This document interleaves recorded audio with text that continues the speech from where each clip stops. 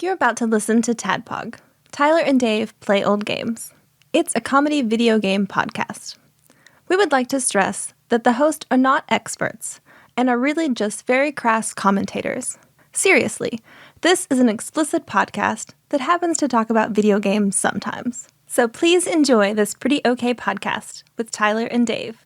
Hello, Internet, and welcome to another everyone's remote because that pandemic TADPOG podcast. It's a show that happens every week where 2 to 3, sometimes 4, but definitely not right now, just 3 old guys play old games.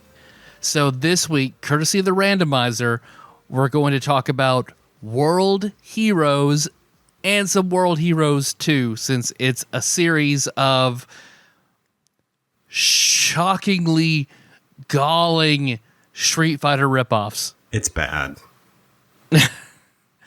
So to join us, we have our foremost fightologist, Ian Chandler. Wizened Sage Ian Chandler. A foremost fightologist? Fightologist, yeah. Okay. How many fights have you been in, Ian? I got into a fight once in elementary school, lost bad, and really don't think I've been in one since. It's a playground thing, you know. I understand.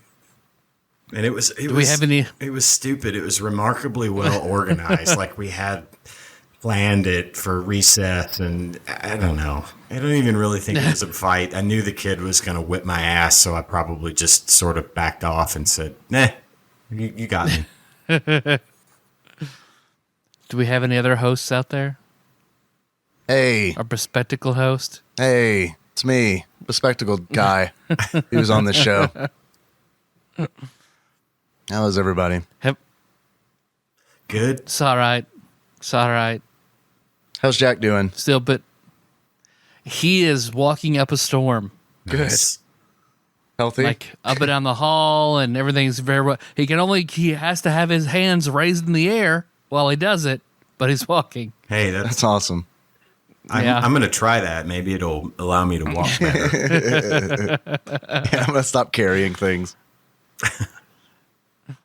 No, because before it was just short little, like, between me and Melissa, but now he's, like, getting up, going down the hall, coming back, like, getting there, doing well. Nice. Good. Have you gotten in many fights, Dave? No. Like actual fisticuffs? No, I don't like to fight. You're a lover. Not really. I'm just kind of like, just waiting to die, man.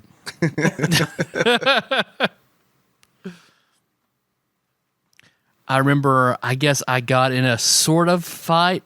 More, I got hit by surprise whenever my friend stabbed me in the hand with that pencil. Mm-hmm. Because he stabbed me in the pencil, then I sat there in shock at the bleeding hole in my hand, and then he hit me. Wow. Yeah.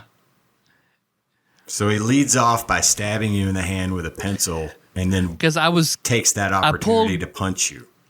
Exactly. I made him so mad because I pulled his chair out from under him, and he fell on the ground. So he got up, grabbed his pencil, stabbed me in the hand, and then hit me in the face. Okay.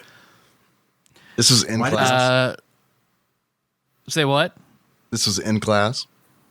In class. Of course, we both got in equal amounts of trouble. My hand swelled up very large.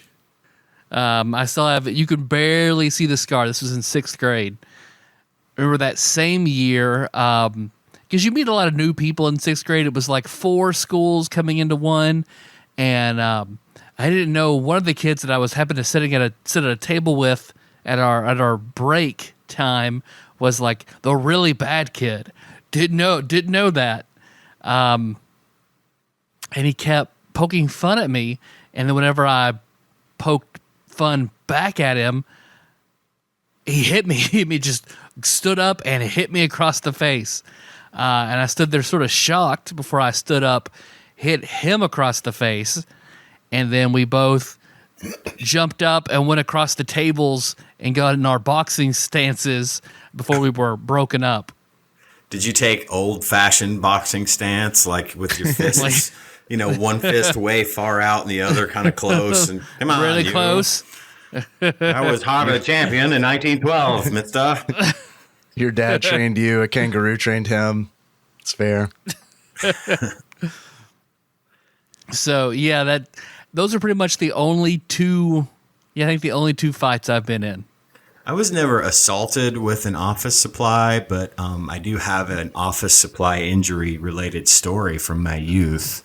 My friend and I were just playing around in his house, and their parents had this big walk-in closet with a whole bunch of stuff in it, and there was a stapler in there, and I thought, hey, watch this. I didn't even think to check if the stupid thing had staples in it, and I literally put a staple into the top of my hand.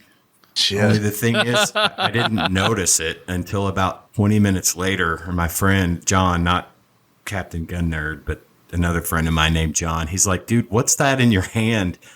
I looked down, there was a staple in top of my hand, just sitting there, pretty as you please. So that's my office supply story. I assaulted myself with a staple. And that's how that's been there for the last 30 years. Yeah, I never took it out. They get me at metal detectors all the time, and then I have to tell them the story. It sucks. It's like that situation where somebody's body is pinned between a wall and like a car bumper, and it's like they can't remove the car without rupturing the internal organs of a person. That's kind of like how that staple is.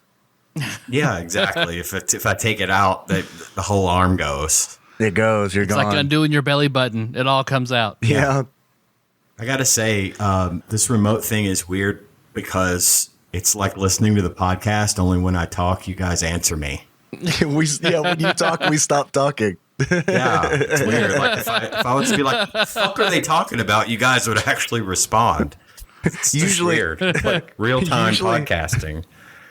Usually I'm all like jumping in there, talking over everybody. But after editing the last episode, it's like, no, I'm just going to stay quiet. I'm going to let other people talk. And then when there's a 5-second gap of silence, I might say something like, yeah, I thought this game was okay. Very quickly. It's okay. It's all right. It's all good. Someone else have something to say? And I'm out. You guys talk more. Not me. You, Cohen. You, Ian, and then you, Tyler, and then me. Yeah, we need to have Is it my turn? We need, in the chat for this thing, we need to be like, okay, your turn. Okay, now we need flags. We need red lights and green lights in the chat. So it's like if you intend on talking, press a key and it lights up a green light. Yeah. And the person currently talking will be like, okay, Ian has something to say. I will quietly trail off. Like in a Zoom meeting or something, raise your hand. I've never done one of these Zoom meetings that I've heard about. I've heard that it's like horrible software. I don't know about Zoom. I'm actually, the one I've used pretty regularly is Teams. It's Microsoft Teams. Okay. Pretty much, it's almost like Discord, actually. You can have chat rooms and, stuff like that. But if there's like a big conference call and you can have up to like 100 people in it or whatever, and if you want to ask a question, you can click a little button that says raise hand, and then the person running the call will get a notification that someone's got a question or whatever. I like that. Yeah, we should be doing it on whatever that thing you said it was. Teams? Teams. All right. I've had a few. Go ahead. Are there actual teams? Like your shirts and skins or what? I don't know. I don't think so. That's I also guess if you want to. That's also what's horrible about recording remote is ultimately someone will say, you go ahead. And it's like, no, that joke was actually pretty shitty. So now that I've had like a second. No, please. Yeah. Now that I've louder and slower. Now that I've had a second to think about it, you go ahead. It's fine. There's no visual cues. So it's like I can't look at you and see your reaction to something and play off that. Damn. No, it's true. And now that we've had this conversation, I don't have to edit out all these awkward things. So that's perfect. Nope. Makes it work. We make the awkwardness work for us instead of against us. Exactly. No, but so you guys can see what I'm going to talk. I've built a giant bonfire and I've assembled several different logs that are green, like in Back to the Future 3, that I will throw in, and you guys will be able to see the green smoke, meaning I'm going to say something. Oh, is that a new pope? Oh, no, Tyler has a comment to make about eating ass. No, it's green. That's Tyler.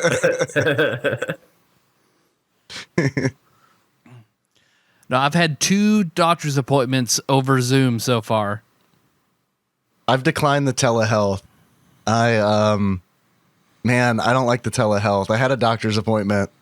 And the reason I don't like the telehealth is, and I told my doctor, I was like, I got a heart condition. I want you to hear my heart.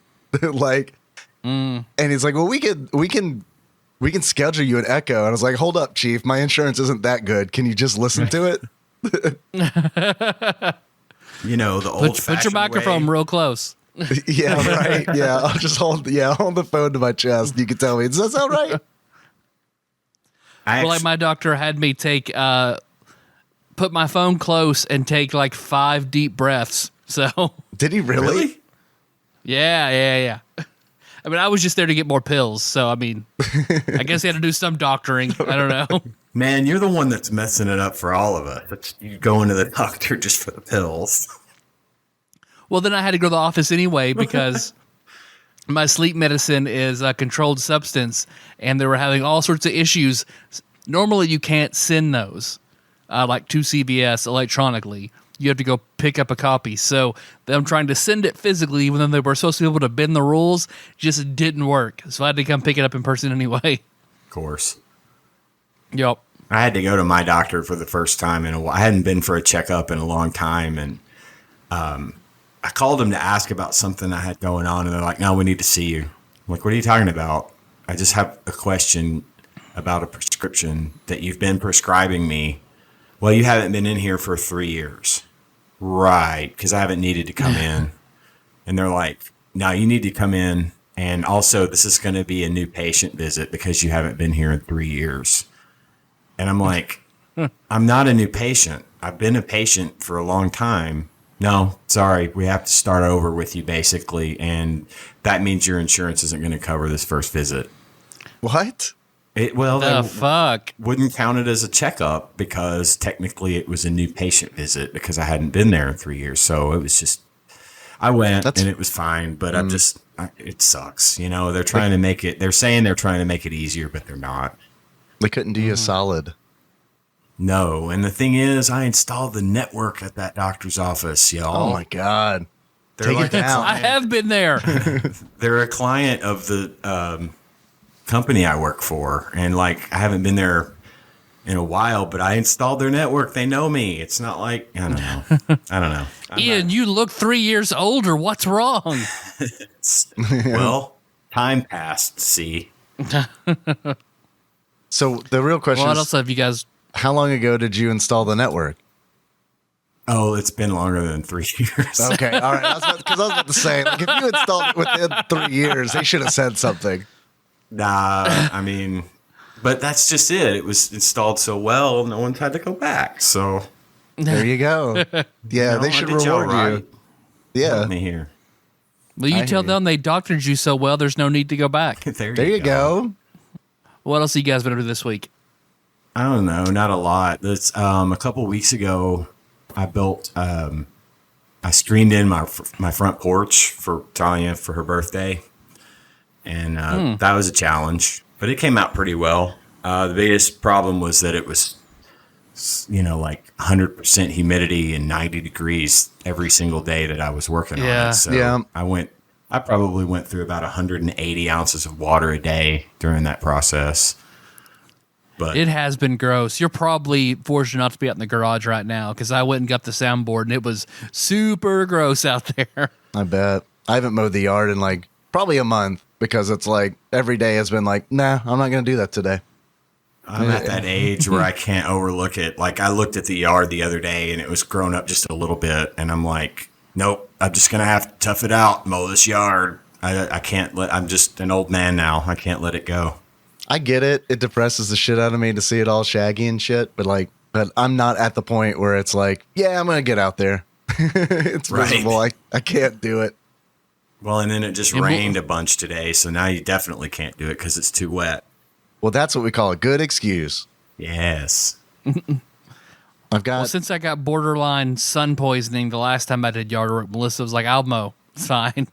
There you go. Yeah, that's like breaking all the dishes when you do the dishes. There's a suggestion. Wear a hat, dude. Yeah. But then he'd have to mow the yard. Yeah, I like this one better. Yeah, this works out a lot better for him. No, Melissa's amazing. She mows and weed eats and like everything. Well, if Tanya could, she would. She really actually likes doing yard work and mowing the yard. And for the longest time, she did it just because, she volunteered to do it. I'd come home from work and it'd be done. So, but lately with her health and stuff, she's just not real comfortable doing it. It's a little bit more of an exertion. I wouldn't be either. So, it's up to me. You can do it. Yeah. You screened in a porch. That's the thing I can never do. My neighbors did that. That's true. And it blows me away. It's like they built a fucking moon lander in their fucking backyard. And it's like, I can't do this shit. Well, I had built when I first moved into this house, the front porch, of course, you've seen my front porch. It didn't have that railing on it. And I built the railing to keep. Oh, I didn't know you did that. That's awesome. Yeah. And so basically what I did, I've been looking at it for 2 years, thinking about how to make it work. Cause I've got these columns and they go at kind of an angle, and it would be hard to attach the boards to it to get the screen track and all this stuff. So I finally just said, screw it, and just attack the problem, and just decided to solve whatever challenges I ran into on the fly. And it turned out to not be so bad, because since I had built that railing, I was just able to sort of deconstruct it in places and move it to other places and build the frame out of what I had already put in. So I had the foundation of it pretty much in place, and I just had to add some stuff. And then it took about a week I took off work a few days, and it took about a week of messing with it. And then Tanya got in there and sealed it all up with that spray foam stuff, that stuff you spray and it cracks and it like expands like 100 times its size. Yeah. Like to seal up the cracks and everything. It came out really good, and she's very happy with it. So that's it. Cool, man. I'm glad to hear that. Yeah, that's way handier than I am. I can't do that kind of stuff. Well, next time you swing by here, you'll see it, and you can tell me what you think. Yeah, man. I saw photos. They look great. I didn't realize you did that railing. That railing looks great, too. You're kind of blowing my mind here a little bit. Well, I do stuff sometimes. On the other hand, we have this giant window in our living room, and it's like one of my favorite features of the house. A lot of the houses we looked at when we moved here, there are a lot of dark houses here. Like, there are a lot of houses in this area that, like, I don't know, they're just dark. They're like, no good light comes in. That's my kind of house. Look, I'm recording to you in pitch black right now, except for 2 monitors that are on and don't have porn on them at the moment, but will probably in 30 minutes. So I get it. I like the dark. I like the dark too. But like that one window in the living room, I fucking love it. I love it. And then it's like positioned in a way where it's like under the, like, I don't know, man, the roof. We'll call it the roof. I don't know what the overhang is between. I don't what you call that. There's probably like a technical term for that. But anyway, my point is that window hardly ever gets dirty. But then the other, like 2 weeks ago, the bird shit got on it. And it's like, oh man, that sucks. I will clean that off. So I go out in the yard and get a hose and spray the bird shit off of the window, and then come back in, and it's like, oh, I guess some of that water got in between the 2 panes of glass. So now it is just like, now there is just water, constant water that's between the 2 panes of glass. And it's like, you know what? I should have done nothing. It would have been better to have done nothing and just lived with that bird shit or waited for it to flake off or something. Because now instead I have to call like Window World, and they're going to be like, yeah, it's going to be like $800 to $1,000 to fix that window. Yep. Yeah, it's like whenever you get moisture in your headlights. Yes, I hate that. Ever goes away. And nope. I I hate that. Yeah, man. Sometimes that happens with the hose. It opens a small gate to the elemental plane of water in between your windows. So yeah, that's a hell thing to get it. $1,200, man. I get a sorcerer in here that could close that portal. But man, some bitch is gonna be expensive. Instead of doing a how much was this game on price charting, we should all place our bids on how much we think it's going to be, and then next week I can give out the prize. But I imagine it's going to be expensive because this is a very big window, and it's like, okay, so double that because there's 2 panes of glass, and obviously there's something wrong with the sealant because it's like otherwise water wouldn't have gotten in. We were actually really fortunate when we first moved into our house. We were renting, and then the guy that owns the place agreed to change it to a rent-to-own type situation. And it was like, anything that goes wrong with the house, it's your problem. You just pay me rent.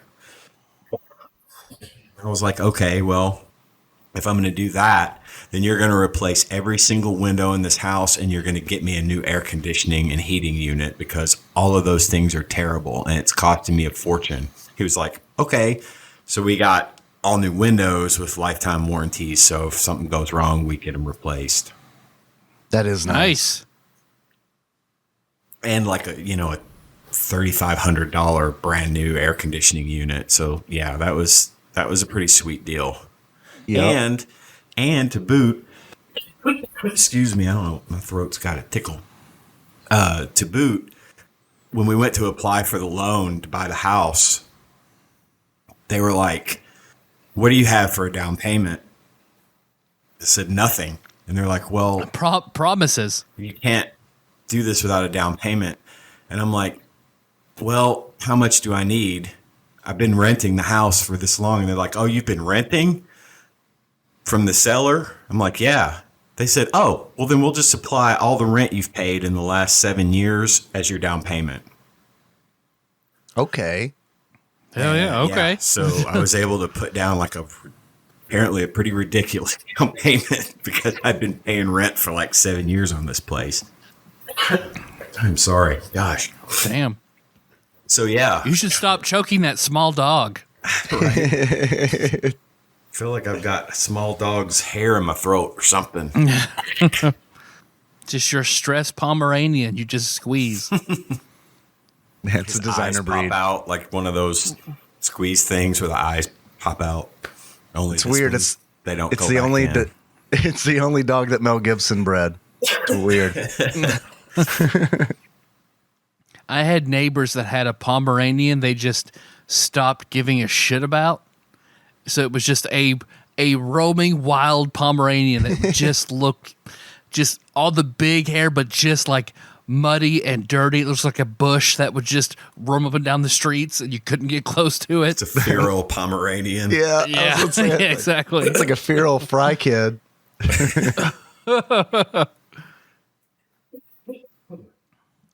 Well, you guys want to talk about that World Heroes?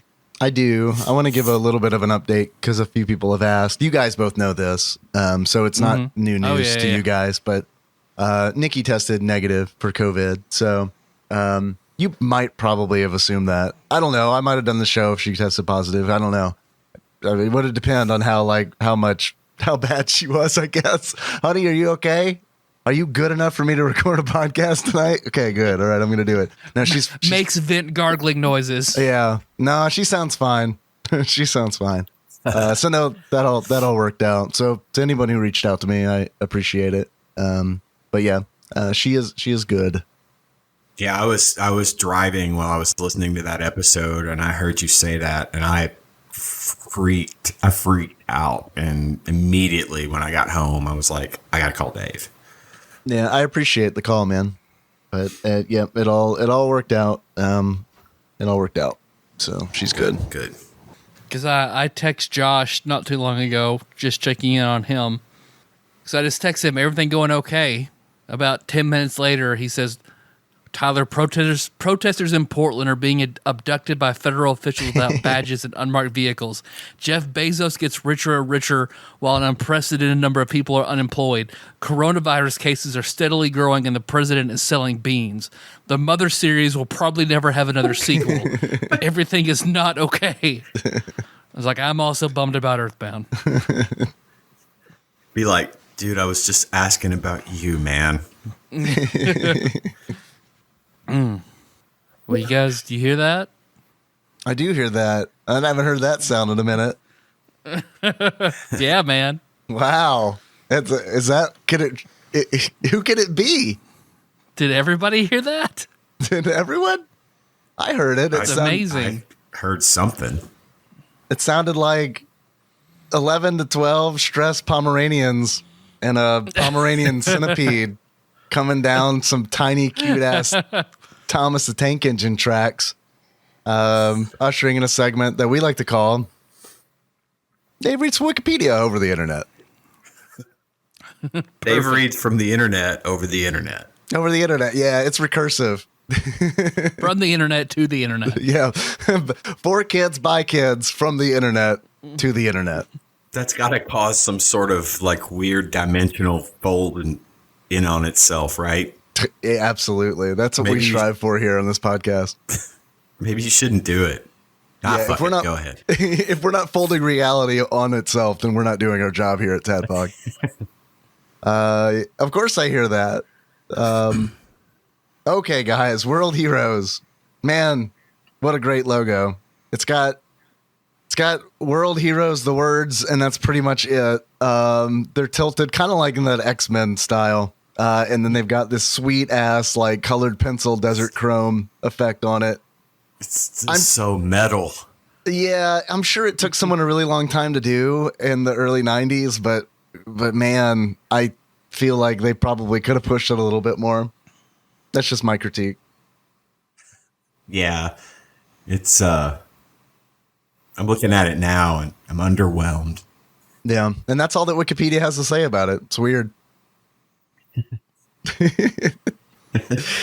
World Heroes, or as it's known in Japan, Warudo Hirozo, is a series of 4 fighting games created originally by ADK, the alarm system company, with assistance from SNK for the Neo Geo family of arcade and home consoles. Over the years, the games have been ported to various non-SNK platforms, as well as the Super NES. That's the version that we're going to be talking about. And the Sega Saturn. We're not going to be talking about that one, unless you guys have experience with the Sega Saturn version of World Heroes. No. I'll go on ahead and say that I have absolutely zero experience with this game, as I had zero time to do any research to contribute anything useful. So anything I say is what I'm going to find out as I'm looking at it on the screen of my other computer here. Well, you were screening in a porch or a deck. So what was it? Is it a porch or a deck? Or what do you call a deck that's on the front? Is that a, you said it earlier, but I don't remember what it was. It's an upper decker. An upper decker. Yeah. Well, don't fence those porch, in. A porch. It's porch. got like decking. It's almost like it's a porch. It's just, we'll just call it a porch. I don't know the difference, to be honest with you. I had this conversation with somebody at work like last year. I was like, what designates a porch from a deck from a stoop? I guess steps are involved with a stoop. Yeah. Yeah, I think a stoop's just steps. But I would imagine a deck and a porch is the same difference between like a cart and a buggy. Well, is a deck like is wood definitely involved in a deck? Well, I think that with a deck, you've built this thing that sort of butts up next to your house out of wood.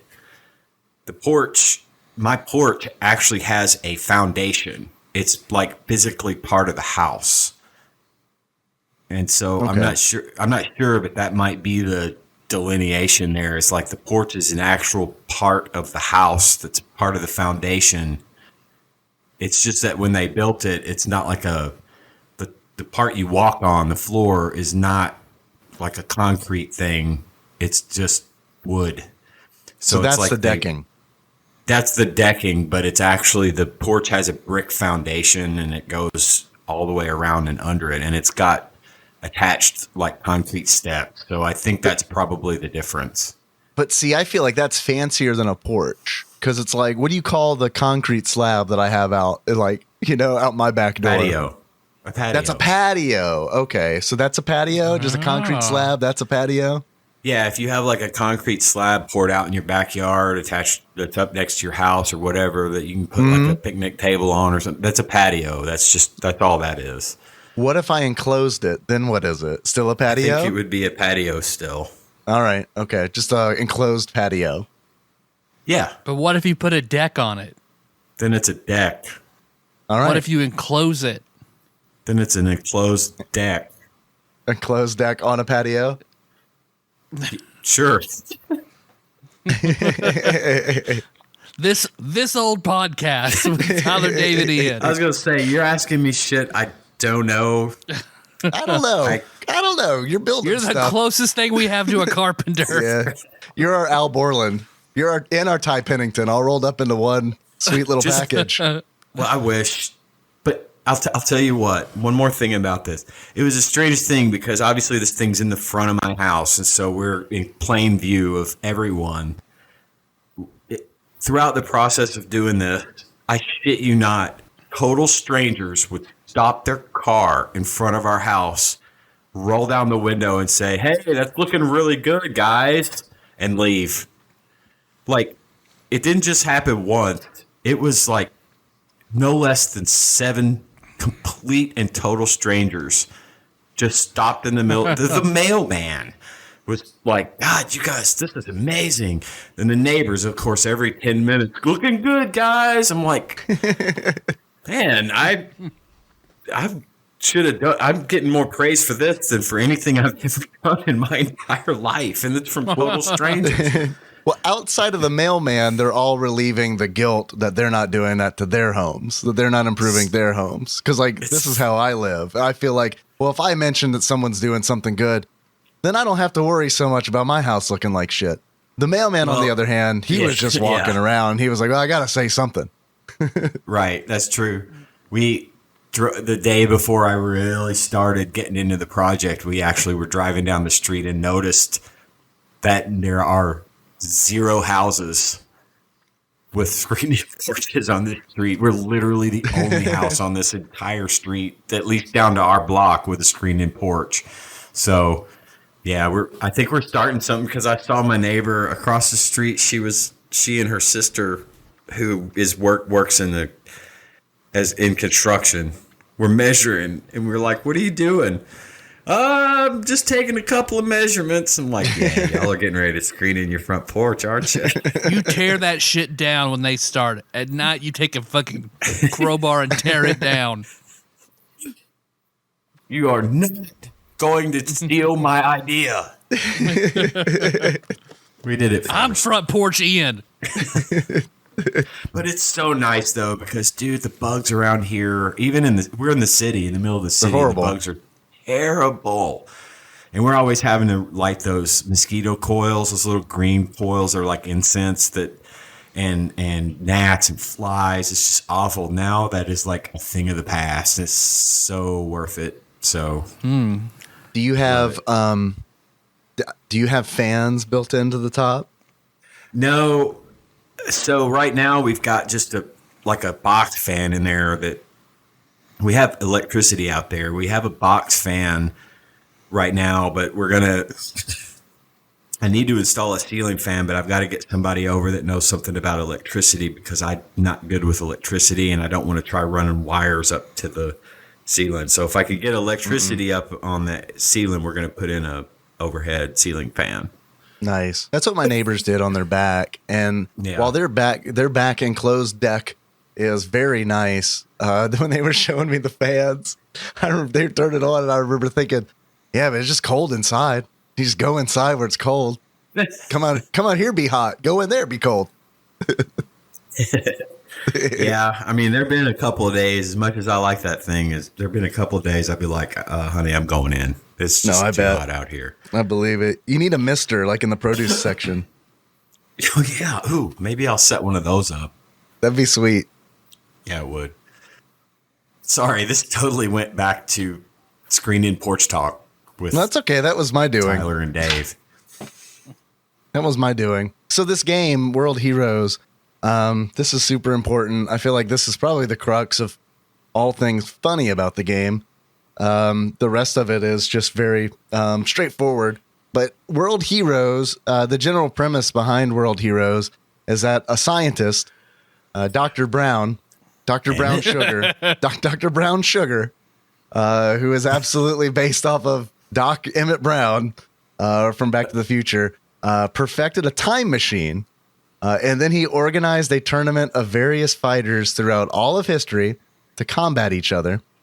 And then true to this plot, many of the fighters in the game are based on actual historical figures, while some are fictional ones. So I guess the ones in the future they had to take guesses at.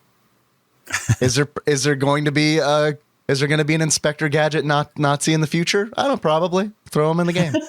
Rockin'. Yeah. You mean in the past? Is he? I assumed he was from the future because he's a cyborg. Oh no, Hitler totally made one of those. Oh yeah, I forgot about that. Yeah. No, because this game. Look, we took enough Nazi tech that like if he made cyborgs, we would have cyborgs. Project Paperclip. Yeah, man. Doc Brown in this game looks like Emmett Brown and the guy from Phoenix Wright had a baby. there is literally in the opening of the game, there is literally a screenshot of him. Like he pretty much introduces, he says like, he has like 3 lines of dialogue and he's talking directly at you, the player. And he's like, Marty, I've assembled all the fighters from history. And then like in the next screen, he looks like the audio meme. Why I consider myself a little bit of a scientist myself. He like, I don't know, his face does some kind of like weird Baraka, and probably the time shifting. Honestly, I don't know. Because I was trying to find the dialogue he had because it's fucking hilariously bad. Do you want that dialogue? He says, "You came at a good time. Use the time machine to go all over the world where the strong people are. I'm praying for a healthy battle." And then that's it. That's it. You get those 3 lines, and then you have to go to Wikipedia, and Wikipedia's like, oh, yeah, this crazy motherfucker's sending you from time period to time period to fight the strongest. And just, I don't know, everything about this is such a lazy copycat. Like, the title, just, this game, I don't know. When you said, or what the randomizers picked, World Heroes, like, to me, that sounds like a kids side-scrolling beat 'em up where you're a firefighter, a cop, an electrician. It's like Proto Paw Patrol. Yeah, exactly. Like it is such a bland, generic, shitty title. Yeah, and all they do is just beyond blatantly rip off Street Fighter 2. Yeah, they're not the only ones. And the reason that's true. The reason I got super excited at the end of last episode when I was like, World Heroes, I was like, you haven't heard of it, but you've heard of it. It's because I got it mistaken with another game, which we'll get to. And is that what Phil was saying was the ripoff of the ripoff? Yeah, like maybe. This is the ripoff of that, which is a ripoff of Street Fighter. Because the game that I was thinking of was Fighter's History. That's the game that famously Capcom sued over. And then from the way that I understand it is that lawsuit didn't go the way of Capcom. So everybody was like, we're going to make a Street Fighter. and then here we go. But then again, this is published by SNK, long time, I don't know if you'd say rivals, but rivals of Capcom and their fighting games. Yeah, I'm actually familiar with SNK. Just I recognize the name. I couldn't tell you anything they make because I never pay attention to your show, but that's fine. I've heard of SNK. Not many do. Now, ADK was a new one because SNK just published the game. ADK was a new one to me because ADK developed the game. Reprogrammed, so the opening title screen says. Yeah, I don't know. World Heroes reprogrammed by SNK and ADK. Yeah, I don't know. And they're the ones that's their responsible bad way for of saying. Go ahead. I don't know if that's their bad way. And of course, Sunsoft with all their glory of what's the fucking shitty bat game? Arrow, the Acrobat. Arrow, thank you. Yeah, Sunsoft slipped in the 16-bit generation. I feel like they were Barry Bonds in the 1980s with NES games, hit after hit. But yeah, SNES. I haven't really played a Sunsoft SNES game that I've been like, yeah, this is as good as they were for the NES. I just need to get an all light blue suit like Doc Brown. Yeah, I've been saying this for years. I don't understand why you haven't done it yet. And then like everything about it is just so lazy and generic.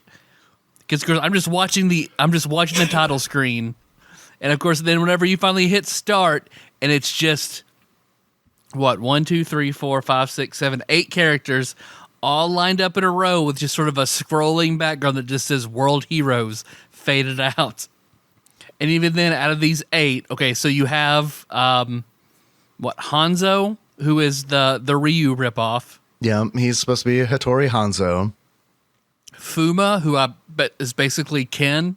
Yeah, Fuma is a palette swap of Hanzo. Let's see, Kim Dragon, who is Bruce Lee. Right. And then Jane, who is sort of a take on Joan of Arc, to my understanding. Yes. Jane d'Arc. Although her writing in this game, her background is she's, of course, what wonderful just writing. The only girl in this tournament is here to find a husband. That's why she's here. Yeah, right. Because that's exactly what Joan of Arc would have done, right? That's yeah. That checks out. This actually, World Heroes is just a study of what happens if the important decision makers in the world failed high school World Civ. And then you've got what's his name? It's a ripoff of Genghis Khan, but it's like Genghis Chan or some shit. Oh, I'm sorry. Do you mean Genghis Khan? Genghis Khan, thank you. You guys remember Genghis Khan? Why could they not use Genghis Khan? I don't understand. Like, what was the legal issue with using Genghis Khan? The Khan family will sue us to give up the copyright. Oh my god. And it's like, what's really confusing is looking at the player select screen is all the other characters I can kind of make out what is a face and what is supposed to be their hair. But Jay Karn, which also, by the way, sounds like a local lawyer who deals with injuries only. It's I imagine if I'm driving on the belt line and I see a billboard, oh, I've been injured in an accident, I should call Jay Karn at 1270.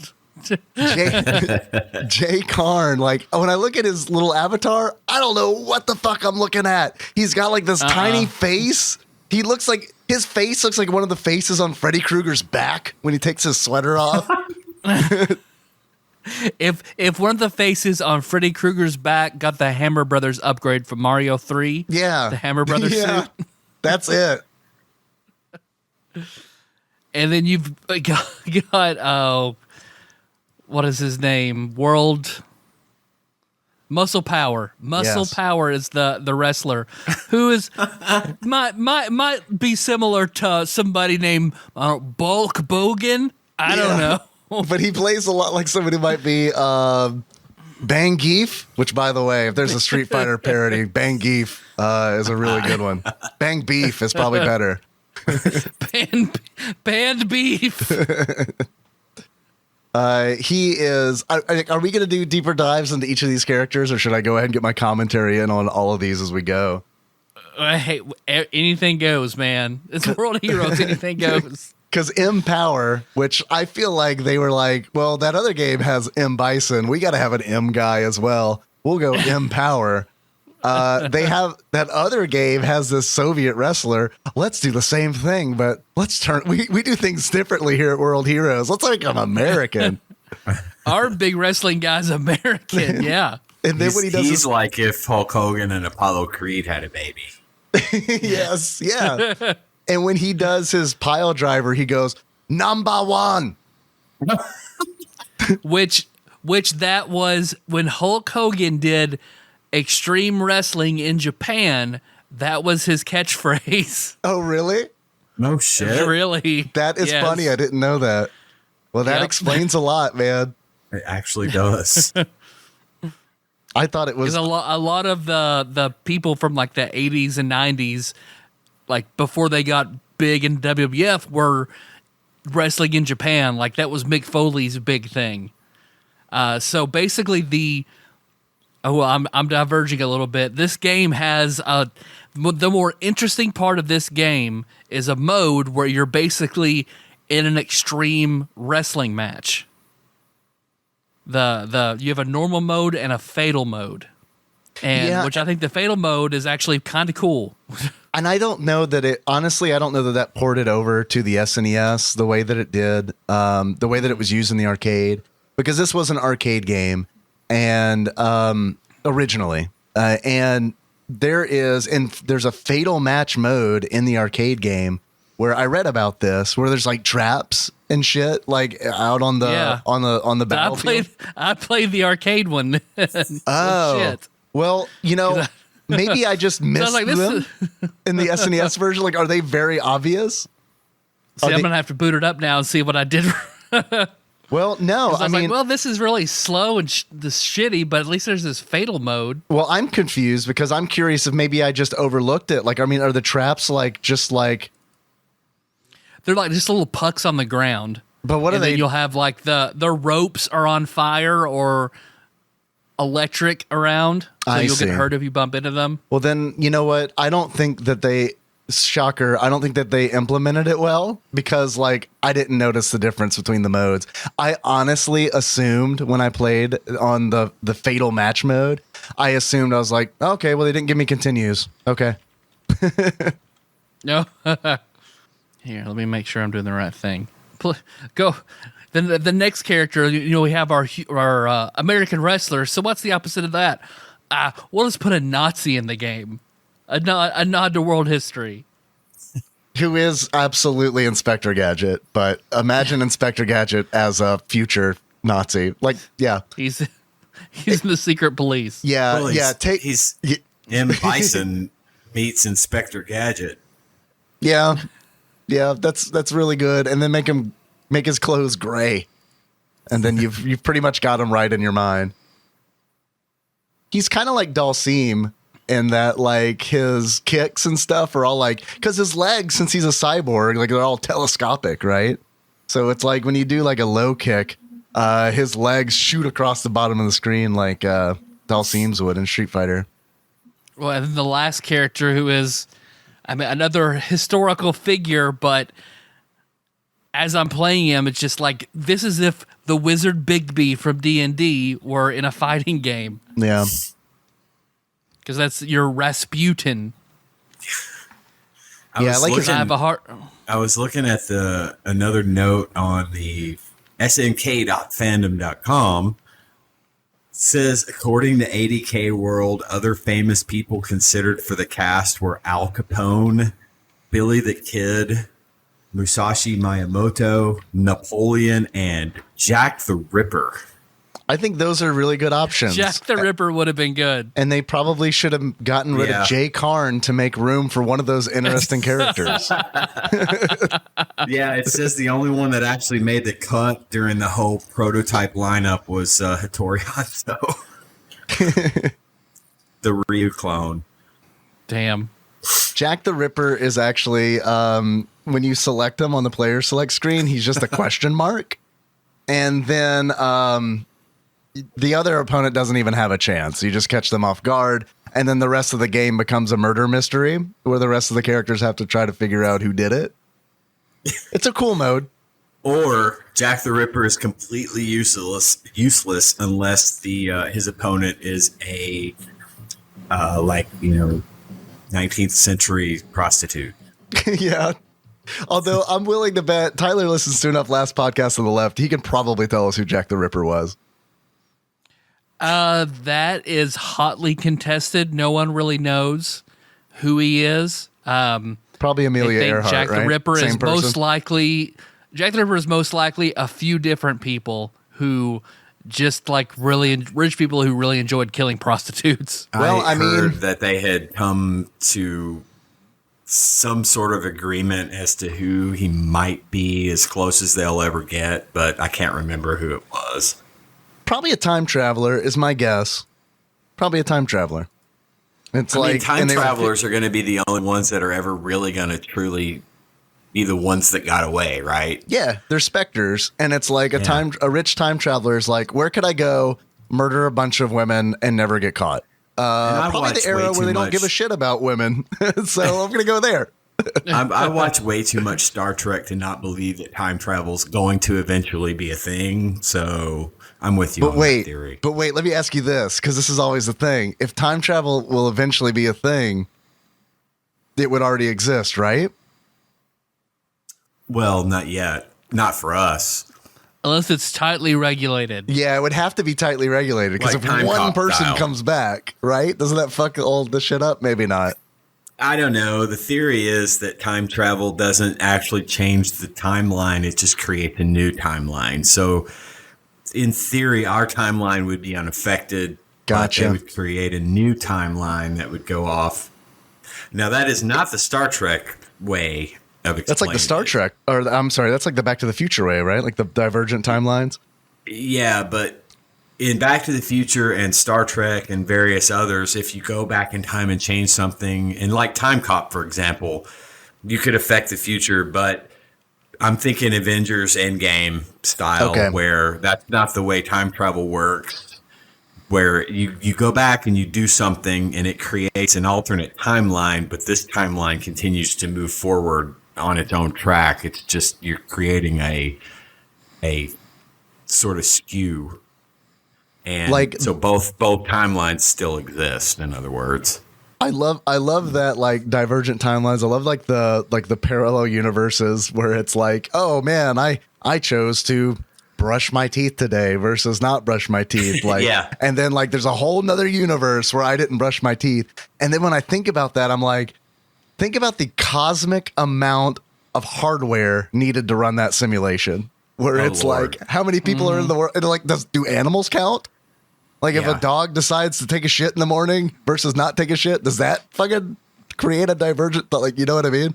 Yeah, it is. It's like ripples on a pond is what I've always understood it to mean, being that any and all things that can happen do happen. It just so happens that your particular reality is fixed on this timeline, and the day you didn't brush your teeth is the day you got hit by a bus because you left the house 3 minutes sooner than you would have because you didn't brush your teeth. And sure, but yes, if you consider every creature, everything that can make a decision, so to speak, does make every decision. It's infinite. Yeah, it's just an seems insane amount of data to keep up with. Yeah, it's mind-boggling. It's almost to the point where it's like, I consider myself to be fairly science-minded, but like when I think about that like real hard, I get to the point where it's like, fuck, man, I might as well believe in God. Shit. I mean, this is pretty wild. Right, exactly. Well, that's where the 999 games eventually go, is they start dealing with quantum mechanics, and a lot of the different endings and timelines that happen are if you made this alliance or solved this puzzle or didn't. And so like, and I mean, it's as minor as you can get, but there are like 50 different branching paths for characters depending on decisions that you make, and you go back in time to make a different decision, and it gets very they talk about Schrodinger's cat, for example, in one timeline, and they really break that down. Well, I've also heard a theory that if you consider time as almost like a vinyl record, where it's a flat circle, man.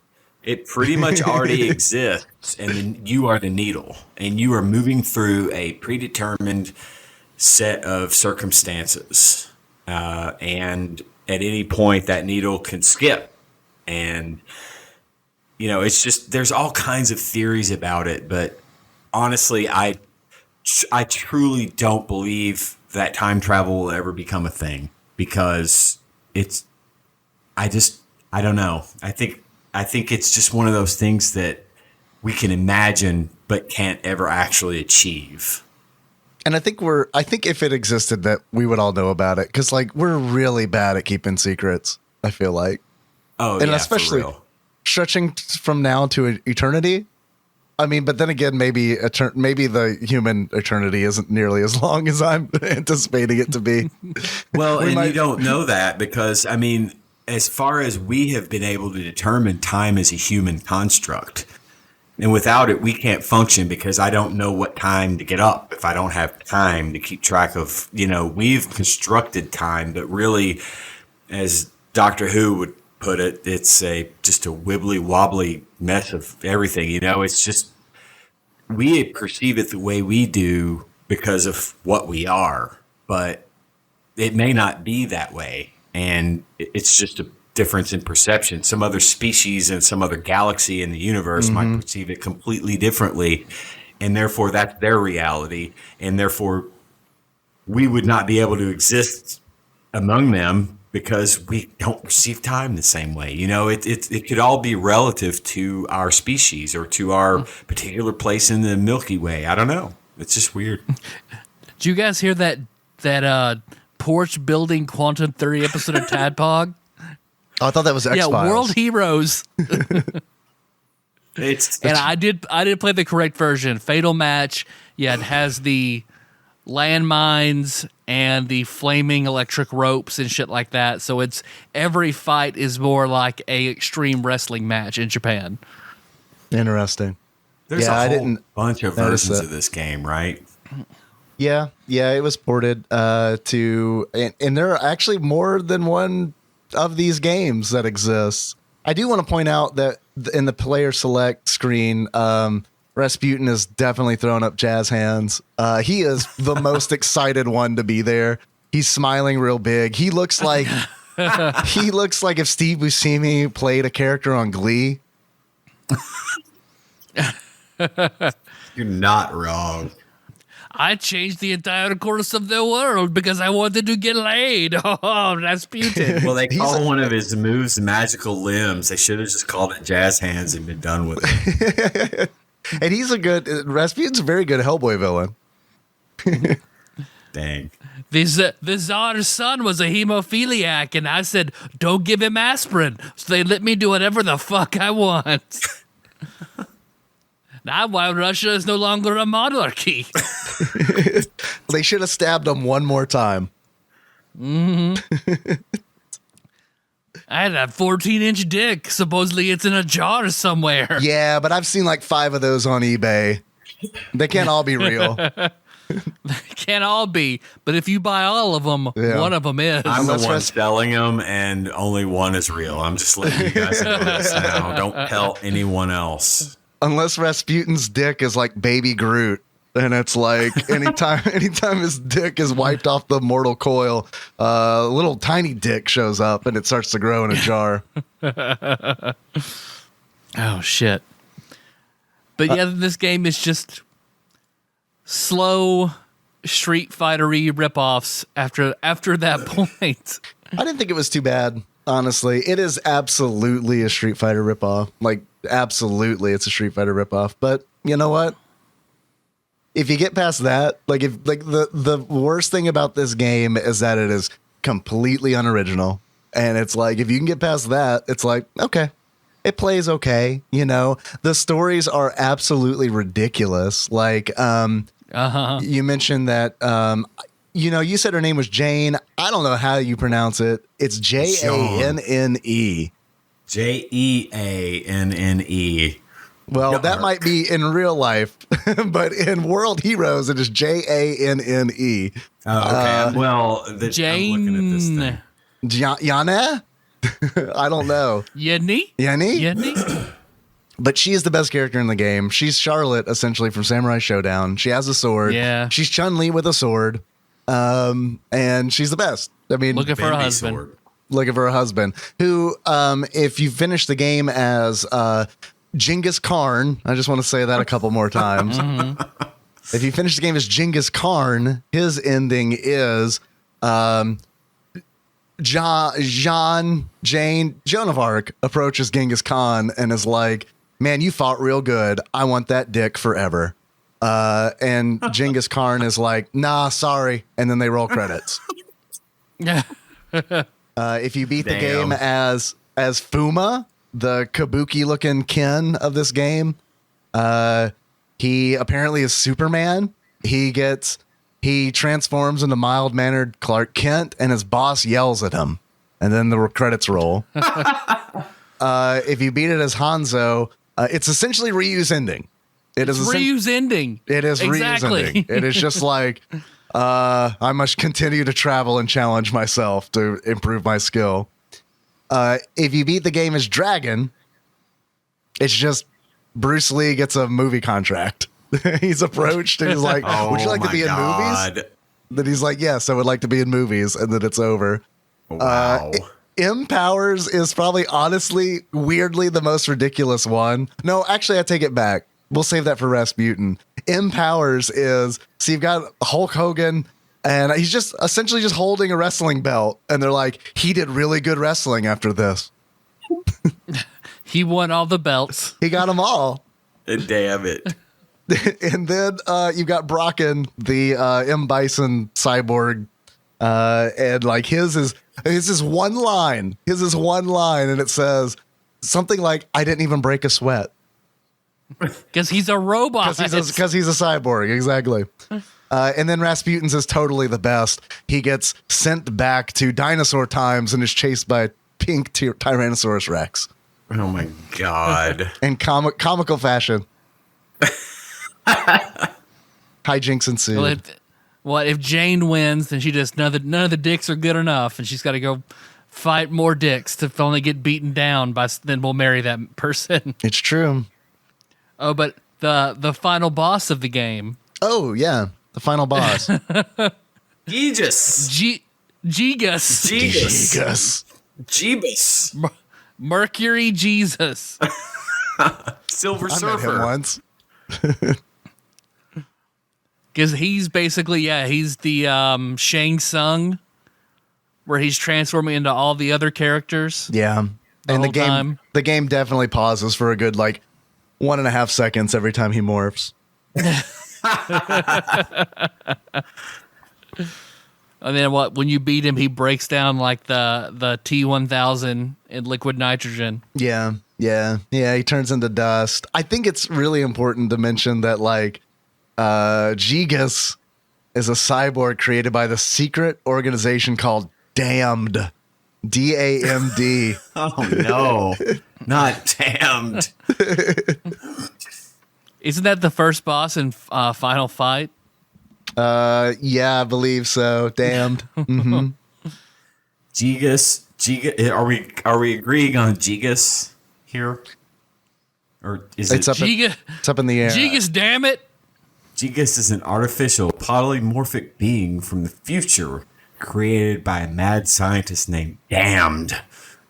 It is sent to the past multiple times to kill anyone that crosses its way, intending to take over the Earth. After Gigas was defeated, Damned developed a better, stronger version of him, Neo Gigas, and sent it to destroy the world heroes. So it is the T-1000. Yep, it's basically. Skynet sending back the T-1000. Yeah, we fucked up this time, so we're going to send another thing back in time to try again and again and again. This personality. This creature has no personality at all, save for a curious habit of flexing his pectoral muscles when he wins, and a smug look of superiority on his face. So yeah, he just morphs into the other characters in the game, and then that's pretty much it. He has a hilarious. His name is it's an acronym, and it is absolutely ridiculous. Sandwich Pope Phil shared it with me in Twitch chat, and I cannot remember what it is, and I'm desperately trying to find. Oh, here it is. Are you ready? Here's his full name. Here's his full name. Wait. All right. Take as much time as you need because you are going to need it. I need a drink. Hold on. Okay. However much time you take, it's not enough. It's really going to not be enough. Okay, I'm ready. And also, when you said, is it Gigas or Gigas? It's GIF, so it's probably Gigas. But then but wait, the first word of his name, the first G stands for gelatinous. Oh no. Gelatinous. I need another drink. Wait. Go ahead and take it. I'll wait. There we go. Okay. Gelatinous, execute, and exterminate, genotype, ultimate soldier. Oh my God, that is the worst. That is an example of we're going to roll some letter dice to come up with the name of the enemy. And then we're going to make it into an acronym. Yeah, definitely. It's a little forced. Badly. Huh? Yeah. I don't know what his name is in Japan, but I imagine that I hope it makes a lot more sense there. And then when it came to America, it was like localized. They're like, translate well. Yeah, they're like, shit, we got to make this work somehow. I don't know, man. Gelatinous execute. Sure. With like 5 minutes, the three of us could come up with a better acronym. I'm not saying that we should. We should definitely try. No. I'm gonna get a Pomeranian named Gelatinous Execute. Gelatinous Execute. A feral Pomeranian named Gelatinous Execute. So what would be a better acronym for Gigas? I fucking don't know. And I'm going to at least try to not create one out of respect, which they didn't bother to do. Gigas. All hail. All hail. That's what you need to name the randomizer. It's one of his many names. Some days we call him Ray Liotta. Some days we call him Gigas. If there was a World of Heroes movie, I'm curious what the cast would look like. It would have to be like all strictly B-list actors and actresses. I agree with that. I think that's a really strong idea. I'm ready to sign off on that. We can't go with top billing like, A-lists because this game clearly did not go A-list. It's like C-list. No, it's absolutely, it's apparent what it is, I mean, it's apparent immediately that it's a Street Fighter 2 clone. Like the moves are the same. Like the moves are the same.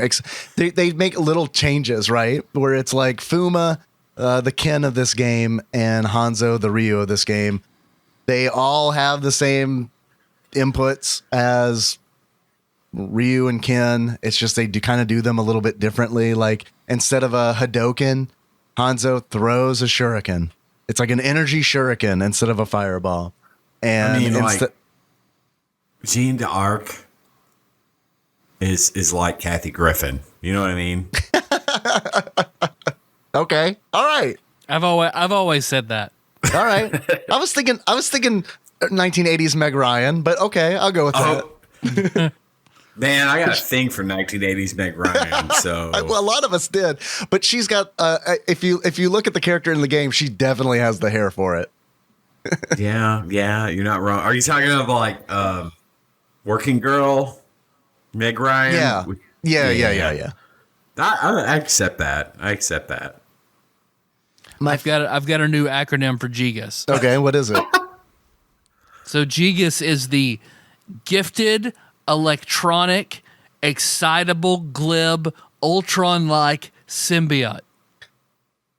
I was with you until glib. I think it's better, but yeah, glib kind of catches me. Yeah, I feel like you were like, what starts with G, glib, that'll work. But then again, they did that for every letter for the actual game, so I think that's good. I think he's probably pretty smooth. You could say go gadget. Oh, no, wait, sorry, that's Brocken. Yeah, that's definitely Brocken.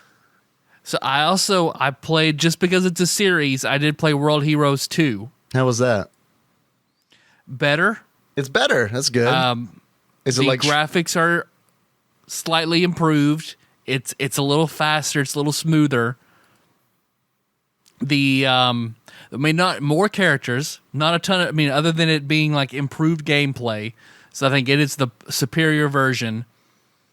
because it had a few new characters. One very notable new character. But let's see. Is that the football player I've heard about? The football player, yes. Now, who is he based on? Do you know? I haven't even seen him because I didn't play World Heroes 2. I would assume he's based on Bo Jackson. Oh, wow. Okay. Is this World Heroes 2 Jet? Say that again? Is it World Heroes 2 Jet? Jet? There were a bunch of like weird versions of this game, and like there's a World Heroes 2 Jet. Yeah, Jet came out on PlayStation 2. The SNES version was just plain on World Heroes 2. World Heroes 2. Oh, okay, gotcha. And that one came out in 1993 in the arcade. I don't know what year it came out on the SNES. What was the name of the football player character? J Maximum. Johnny Maximum. Is he related to Maximum Power at all? Occupation quarterback. Okay. Origin USA, late 1900s. Johnny Maximum is a brutal killing machine. He plays football because of its violence, and he searches for victims in the World Heroes tournaments. In World Heroes Perfect, it was revealed that he has a wife and child. That's preposterous. You name one current day NFL player who is violent and murderous and has a wife and child. Personality. Johnny likes using brutality, and he is very sadistic. He apparently repents from his actions, however, since his son was to be like him, and he doesn't approve of it. So here are his moves. Pigskin Thunder Spirit.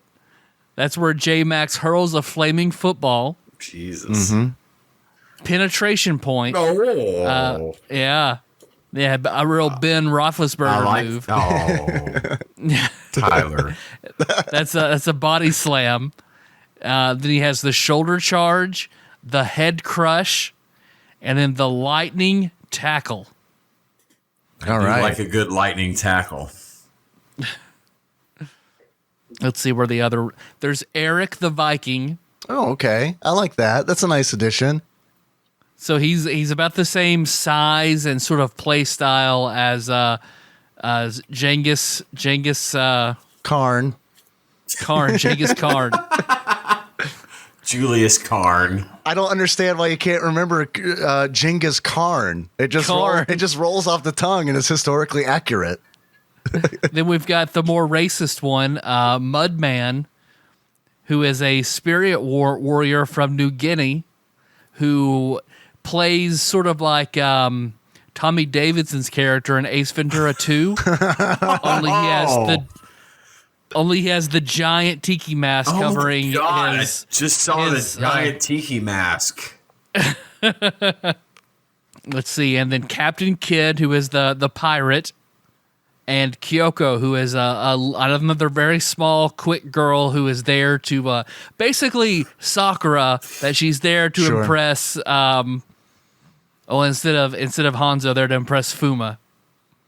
Is that better or worse than the marriage angle?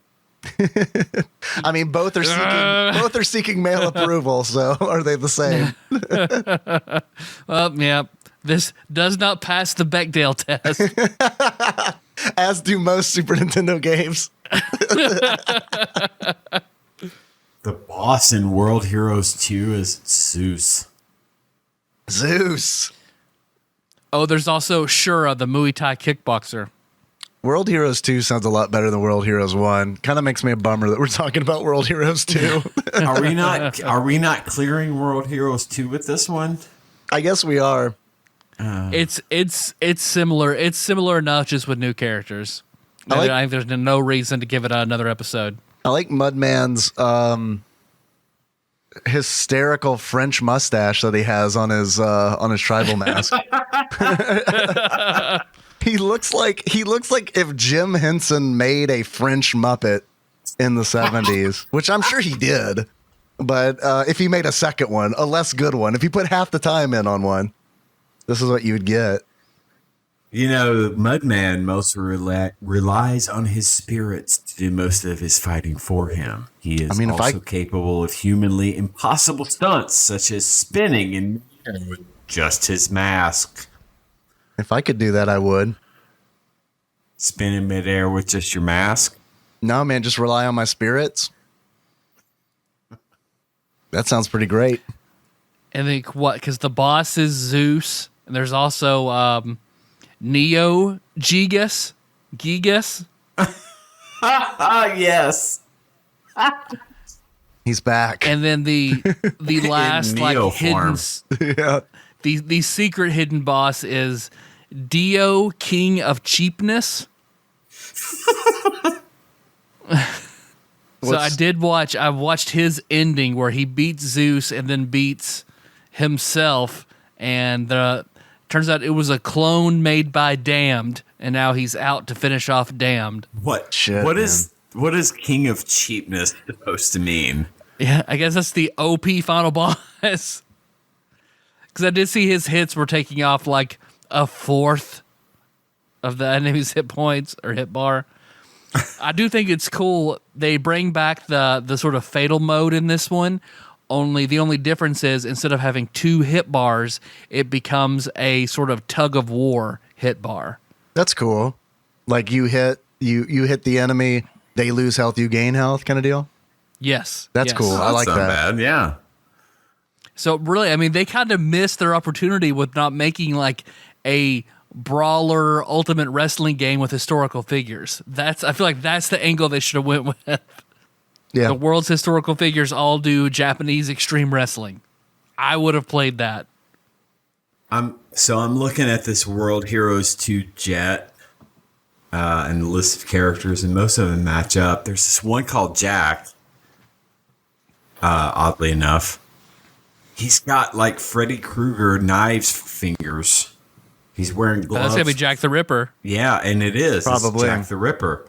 They did incorporate. It said he was inspired by the first one to receive the title of serial killer, Jack the Ripper. His claws and appearance are likely based on the urban legend Spring-Heeled Jack. He also has a striking resemblance with Club, one of the Shin's henchmen that first appeared in Fist of the North Stars manga. But he looks like Junkrat with Freddy Krueger gloves on. Does he have Genghis Khan's face on his back? I can't see his back. All right. We'll have to look into it. See, then you do include like Pogo the Clown, John Wayne Gacy's murderous clown serial killer.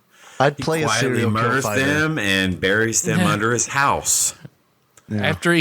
Every time after he kills somebody, he eats a bucket of fried chicken as his outro animation. I would 100% play a serial killer anime arena fighter, like 100 without a doubt. $40, I'm in. Yep, fuck yes. Also, I feel bad because I kind of made fun of some of these games, the endings of these games, like for these characters.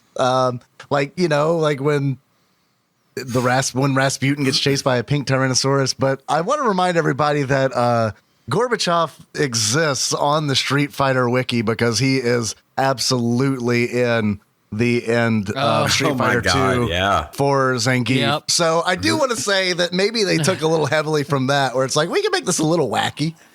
It's the 80s. Well, not quite, but, It's close. It's close enough to the 80s. We can do this. Because I also guess Street Fighter the World Warrior, and then so the rip up for that World Warrior is World Heroes. World Heroes, yeah. Yeah. Can I confess something? Please. Oh my Lord, you both said please. We love it. I never went to space camp. That was all a lie. No, I did go to space camp. That's not what I was going to confess. I was going to confess I've never been a big fan of Street Fighter, and I never really got into it. So games like this never really appealed to me. Big fighter. If you didn't get into Street Fighter 2, you definitely are not going to get into World Heroes. Yeah, No. and this wouldn't have been a game that I would have given a shit about. My thing was Mortal Kombat. That was the big fighter for me. I dropped quarters on Mortal Kombat 2 in the arcade. You know, I always Same. had a love for Mortal Kombat, but I never really connected with Street Fighter. That's not to say that I didn't love Chun-Li's massive thighs. You know, I mean, I have a respect for it. It just never appealed to me. So World Heroes they command probably respect. would have been the same thing. Yeah, they do. But I said the most you can do is respect Chun-Li's thighs. My Animal Crossing character is female, and I wear the little buns, the little bun cover things as homage to Chun-Li. Nice. I have nothing but love for the franchise, and I respect it, but it just never appealed to me much. Like I was, it's not that I wasn't like good at it. I played it. I was okay at it.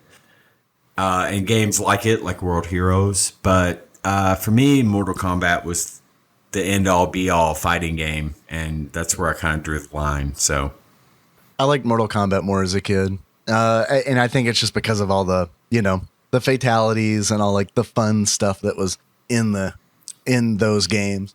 Yeah, I mean, growing up, of course, I was an adult when Mortal Kombat came out, and we lived just down the hill from a shopping center that had an arcade, a functional arcade, and a buddy of mine and me would go up there and play Mortal Kombat 2 when it was still a new thing in arcades. For hours, we would just take a roll of quarters up there and just play Mortal Kombat 2. And that's where I sort of felt at home, learning those fatalities. And I just felt more connected to Mortal Kombat than I ever did to Street Fighter. But I played enough Street Fighter to respect it. It just never really got its hooks in me, So a game like World Heroes would have just kind of blown past my radar. So this is completely not the point you were trying to make, but Mortal Kombat 2 is the best Mortal Kombat game, right? Absolutely. Yeah. Without I mean, there's no question. question. There's no question. That carries into today. Like, yeah, of course it does. I mean, I say that, but I haven't played any of the new ones. I played Mortal Kombat 11. I've got it on my Xbox. Jesus, it's beautiful. It's wonderful. They put so much care and love and work into it, so I absolutely respect it. But man, at the end of the day, after all these years, and this is most of the time I've been married to my wife, this is the better part of 30 years, Mortal Kombat 2, absolute best of the franchise. It's without fantastic. a doubt. It's fantastic. Yeah. It is. It really is, set the standard for me, and nothing has ever lived up to that because it's that dopamine rush that I got from playing Mortal Kombat. I mean, I pumped quarter after quarter after quarter into those machines because I wanted to, not because I felt like I had a goal or I just wanted to do it because I loved the game. It was perfect, and yeah, as far as Mortal Kombat is concerned, 2. Set the standard, is the best, and will always be the best. Well, and I feel like 2 is like right before, like it's pure because Mortal Kombat 3 is when, like, I don't know, man, let's put a run button in there. Let's try to like horseshoe a combo system in here because Street Fighter's got combos. So we need combos too. I feel like it kind of lost its way a little bit. Mortal Kombat 1 focused so much on we're going to do this gory motion mocap thing and break ground. And they did. It was groundbreaking. Absolutely groundbreaking. And it set the standard. But they perfected it with Mortal Kombat 2. And I will stand on that soapbox for the rest of my life because it has never been as good. Again, I've never gotten that rush from a Mortal Kombat game that I got from Mortal Kombat 2, and I never will. And that's okay, because Mortal Kombat 2 is perfect. Peace. Hear, hear. We're in perfect alignment. It's okay. I'm much more a Street Fighter person than a Mortal Kombat person. But I can understand why somebody would love Mortal Kombat. I am now, for sure. And I'm just saying that Mortal Kombat 2 is the best, and the best Mortal Kombat. No, I agree with you. I agree with you. All the Mortal Kombats I played, I totally agree with you. And I respect the Street Fighter love. Don't get me wrong. I have nothing but love for the Street Fighter series and the legacy that thing built. But the work of Jean-Claude Van Damme and Raul Julia. Absolutely. Hey, Kylie Minogue. Kylie Minogue. I've talked about Kylie Minogue on this podcast in the past, and you guys were like, "Who's Kylie Minogue?" Cammy, really? Yeah. Us? Yeah, you. I love Kylie Minogue, but it wasn't another podcast. That's weird. Yeah, I feel like we know. I didn't know who Kylie Minogue was until we did the episode on Street Fighter the movie. So you probably got in before when that. I'm doing my tour of different podcasts, you know. Mm-hmm. No, dude, y'all's the only podcast I ever been on, and I totally don't remember which episode it was, but I absolutely mentioned that Kylie Minogue is totally like she's the Madonna in Australia. Mm-hmm. I'm not going to get into it again. But well, my first exposure to her was when she was the musical guest on Ian McKellen's SNL episode. And you can see in the wings of the stage, Ian McKellen is just fucking jamming out so hard to her musical performance. Listen, Kylie Minogue is Australian Madonna. I stand on my soapbox and say it. She has survived breast cancer. She is brilliant. I was going to say Brexit for some reason. All I know is I'm going to isolate what you just said, and anytime you call me in the future, that's going to be the ringtone. That Kylie Minogue has survived breast cancer? No, just the whole thing, because I really like how you say Kylie Minogue. You hit that O. You get it real good, and I love it. It's like it's real. It's real. Kylie Minogue. It's real good. I've worked my whole life to tone down this Southern accent. No, it's not even Southern. That's what I love about it. It's kind of like when Seinfeld. It's Australian. Like, Alec Berg. It's very much one of those. It's like when you're listening to someone speak in another language and then they say something in English and it's like, oh, it's one of those moments and I love it. I say Kylie Minogue the way I do because I respect her so much and I love her so much. And I love I'm glad that she's still alive. I wish I could have a love as pure as that in my life. Well, you live through losing somebody you love to something so terrible. Mm-hmm. But then you see this person survived it and she continues to be a champion for her causes and she continues to record music and that makes me happy. So Kylie Minogue. I love it.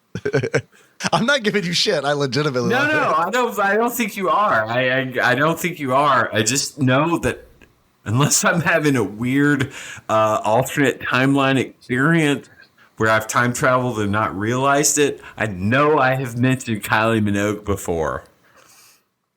I do not. I vaguely remember you mentioning it. What? I vaguely remember you mentioning it. Okay. Well, then I'm not crazy. Well, I mean, I am, I guess. About Kylie Minogue. I'm crazy about Kylie Minogue. We can't blame you. We love Kylie and we don't care who knows. How did it get to this? I don't know. Well, do you guys have any achievements for World Heroes? I just did not. I do not have any achievements for this game. I've got a couple that came in from Twitch chat. Yes. Yeah. The first achievement I have comes in from Postmaster General Damien. And that achievement is, we have Street Fighter at home. In order to unlock, we have Street Fighter at home. Go home and play this with disappointment after begging your mom for Street Fighter 2. That's very good. It's really good. It reminds me of an Eddie Murphy bit where it's like, I want to go to McDonald's. Oh, I got McDonald's right here. And I put the onions and the peppers in the burger. Yes. I won't go any further into the Eddie Murphy thing because it's ridiculously inappropriate today. Yeah, I believe it because I've recently watched. So I've been on a stand-up comedy binge, and I've recently watched some, and it's like, yeah, well, okay. Was it delirious or raw? It was which is the red jacket? I can never remember because I get them confused. Raw. Yeah, it was raw. Yeah, I mean, delirious was before raw. It doesn't matter. They're both stupidly inappropriate. I mean, they're classic. Sure. Yeah, but today Eddie. I listen to it now and I'm like, oh, Eddie. Second achievement I've got comes in from Bubba Drewski, and it is Fuma. Fuuma. Fat upper ultimate muff area. In order to unlock Fuma, fat upper ultimate muff area. Beat the game as Fuma. I liked it because the acronym is better than Gigas. Next achievement. Mad about Foo. This comes in from Edgelord Kyle. In order to unlock Mad About Foo, play as Fuma so you can make the Paul Reiser throwing sound. It's very, the voice modulation outside of Empower's number one is like, it's very difficult to make out what anybody is saying. I swear to you that Fuma does say Paul Reiser. If you don't believe it, I urge you to play World Heroes yourself.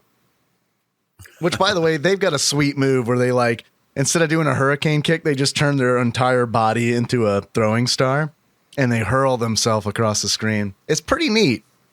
I mean, that works. It works. It gets the job done. Well, so like the thing about like this game is, speaking of that, is like, so that's like a take on Ryu's hurricane kick, which is like very punishable. Like that is like when you do that as Ryu and you don't connect with it, buckle up because you're about to get fucked up. You're about to get fucked up. Yes, but like World Heroes isn't balanced. Like World Heroes I think that World Heroes is an okay game. I think it is, but it is like, it doesn't have that nuance to it. It's like, that is like, you can just spam a whole bunch of shit and it's fine. Some things are punishable. Other things are not punishable. It just doesn't feel very balanced. And Ian, I have one that's prepared for you. Oh no. I've got a note in my notes before Ian gives the achievement, The Wrath of Karn. I missed a golden opportunity here, and I'm so sorry. I'm so sorry. It's okay. That's your gift. And that's a gift to you. Thank you. You're welcome. Tyler, do you have any achievements? I do. I have 3. Oh. I've got Bigby's Grasping Hand. You unlock that by winning a match with Rasputin using his giant yellow hand spell. Bigby sounds kind of like a grocery store chain, doesn't it? Yeah, it does. Less is more at Bigby's. Over at Win Bigby's. Win Bigby's. My second one is Go Nazi Tech. And you win a match with Brocken. Can't go wrong with Nazi Tech. Did you say Brocken or Matthew Broderick? Matthew. The one in True Inspector Gadget. We can all agree on that, right? Sure. French Stewart, yes. Damn. Yeah, the lesser watched in Inspector Gadget 2 starring French Stewart. Yeah, I didn't see that one. I was expecting someone to come back with the right answer, which is Don Adams, but it's all good. Okay. I get it. You prefer him as Maxwell Smart. I understand. I do too. That's true. Yeah, that's where my mind went. So French Stewart, I second the nomination. My last one is Damn You Mongolians. And you unlock that by winning the game as Genghis Khan. Nice. Side note, a sad side note, if you will, indulge me, please. Everybody ready for a sad side note? Always. When I looked up Don Adams, the first photograph I found of him looks like if Burt Reynolds played the corpse of Bernie in Bernie's Weekend. Oh, God. Oh, my Lord. I don't mean to speak ill of the dead. I love Burt Reynolds so much. Cannonball Run was like influential to me. No, I've never seen all of it. I remember seeing bits and pieces of it as a kid. I liked what I saw as a kid, but it was kind of one of those where it's like no one ever sat me down and was like, "We're gonna watch Cannonball Run." It was more like, "Oh, this is on USA. I'll watch it for 15 minutes, and they'll go get a fruit snack shaped like a shark."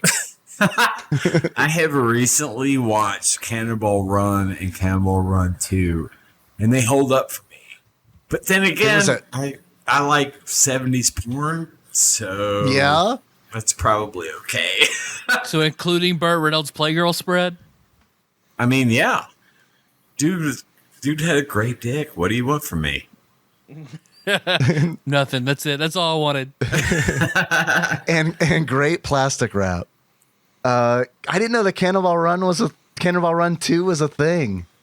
It's an American Hong Kong comedy. There's Cannonball Run 2 and Cannonball Run 3, if I'm not mistaken. Jackie Chan is in it? Jackie Chan is in it, and he is in the car that they're in. He is with the guy that plays Jaws from the James Bond movies and the dude that plays the guy with the nail in his head from Happy Gilmore. You know what I'm talking about? Yeah, I do. Yeah. I'll be waiting for you in the parking lot. Exactly. That guy is in Cannonball Run 2 with Jackie Chan. Oh, my God. Their car is like super like technologically superior. It's a submarine. Okay.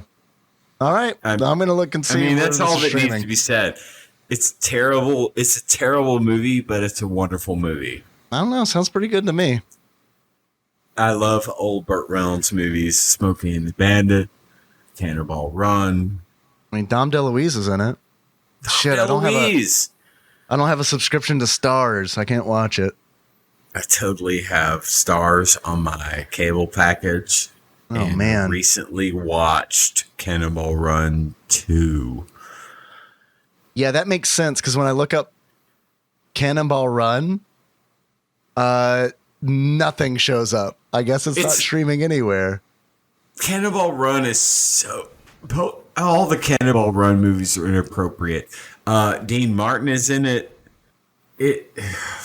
They're inappropriate. They don't hold up today, but... Well, yeah, I mean, it was made in 1981. Of course it's inappropriate. Yeah, I was born in 1973, and it was pretty great to me. So It holds up. I still love it. I still love them for nostalgic value, but Burt Reynolds, man.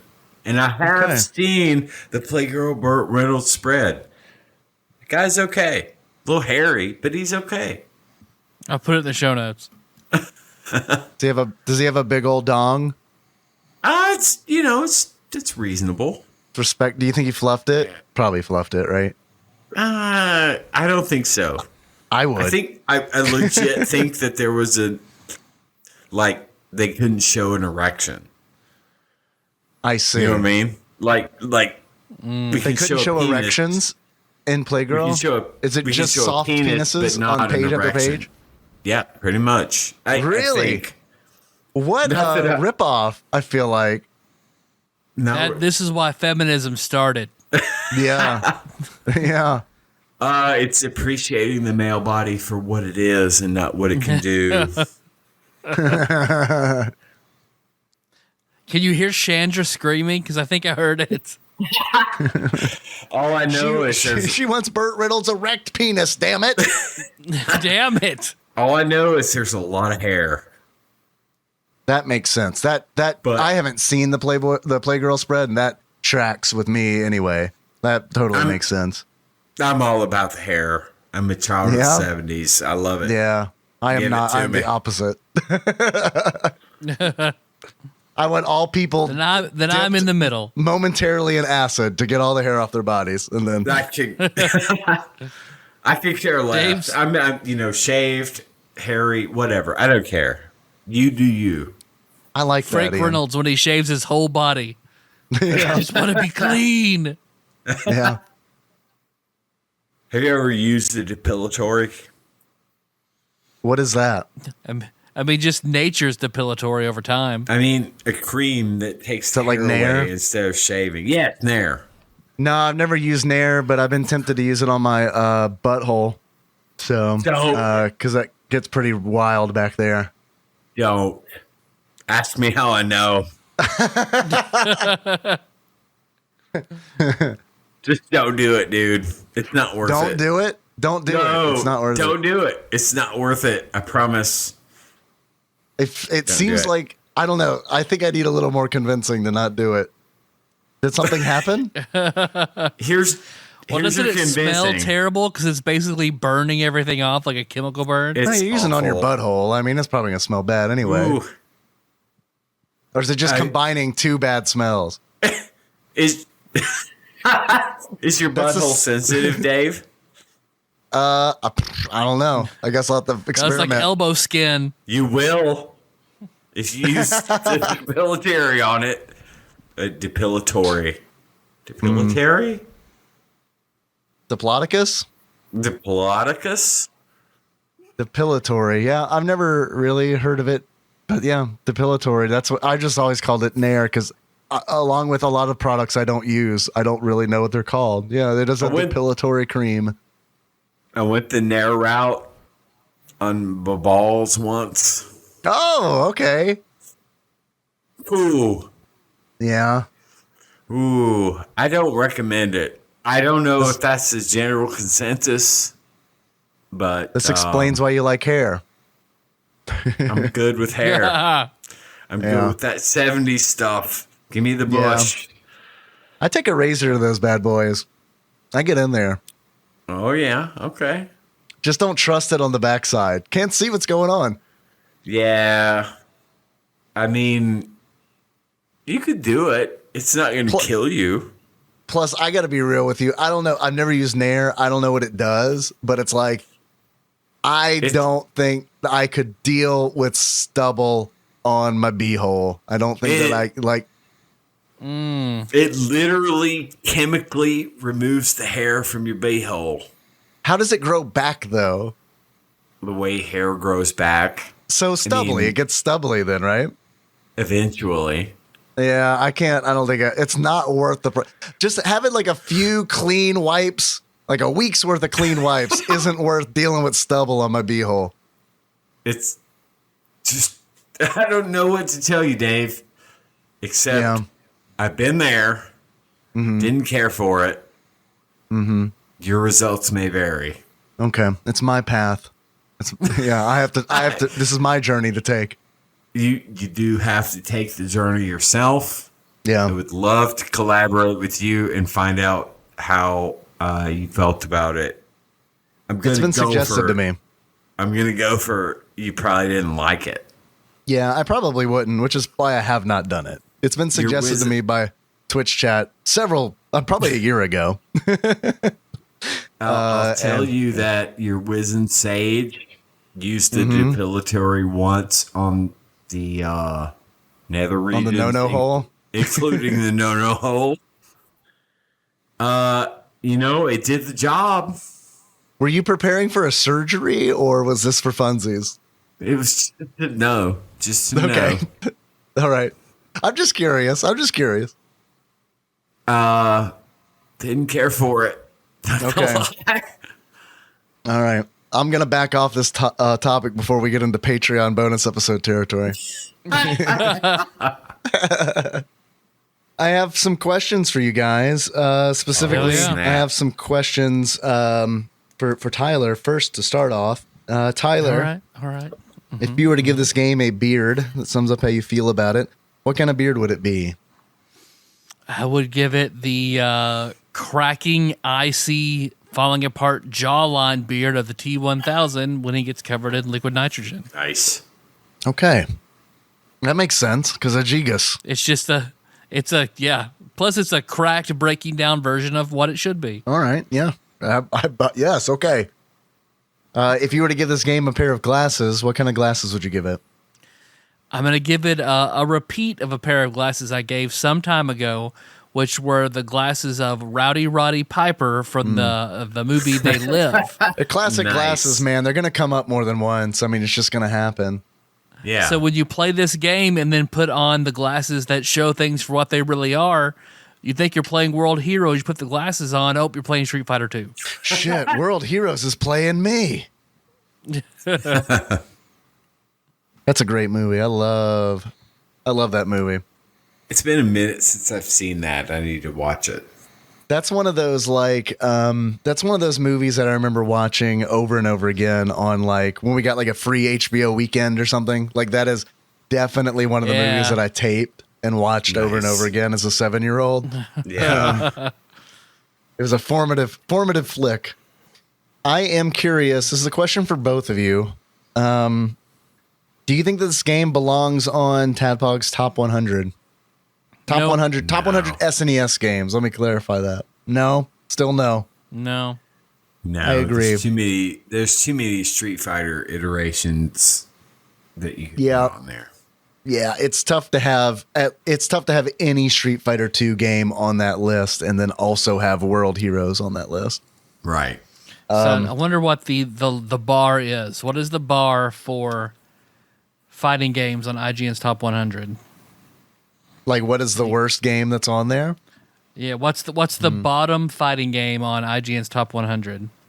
I think it's Ultimate Mortal Kombat 3 is my guess. Oh, you're right. I do not think it is better than Ultimate Mortal Kombat 3. No, I don't think it's better than Ultimate Mortal Kombat 3 either, but I think I might honestly rather play World Heroes than Ultimate Mortal Kombat 3. I think that not at the time, but right now, like in 2020, yeah, sure. I think I'd rather play because I mean, Ultimate Mortal Kombat 3 is a fucking mess. I mean, I hate that. I would not system. Put it on the top 100. No, I wouldn't either. No, I wouldn't either. And I'm not saying that World Heroes is a better game. Obviously, it's extremely derivative, but like I don't know, man. As far as gameplay goes, it seems a lot more fair than Ultimate Mortal Kombat 3.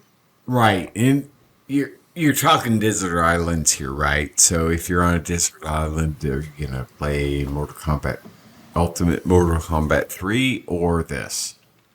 Yeah, no, for sure. Like Desert Island, I'd rather play World Heroes, but obviously more time and effort and care went into Ultimate Mortal Kombat 3 than World Heroes. I mean, like, without a doubt, and more budget went into it, like a whole bunch of more went into Ultimate Mortal Kombat 3 than World Heroes. I'm just saying, I don't know. I it's entertainment. Don't. What's that? It's entertainment. Yeah. Okay. Yeah. 90. Okay, so Ultimate Mortal Kombat 3 is 97 on the list, which I would not put it on the top 100.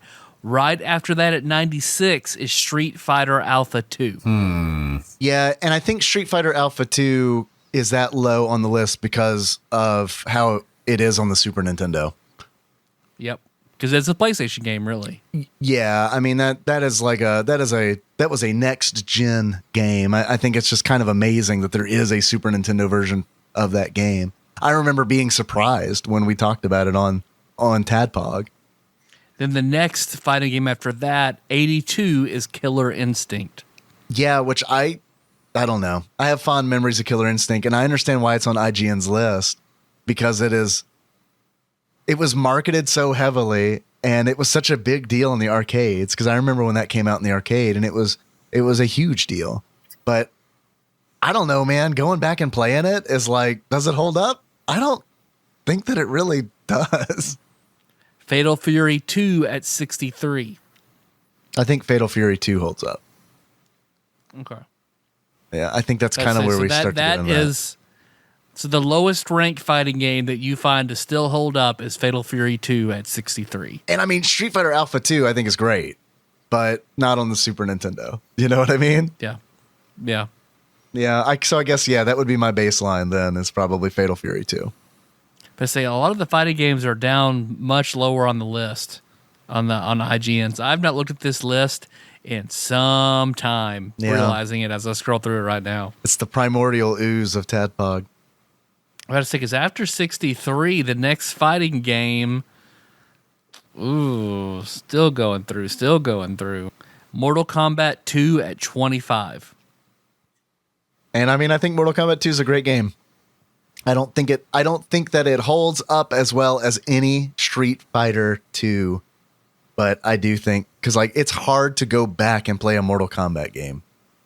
And I don't think it's hard to go back and play a Street Fighter 2 game. And I think it's honestly because Street Fighter games obviously have changed over the years, but they are not so far from what they were in the 90s. You know what I mean?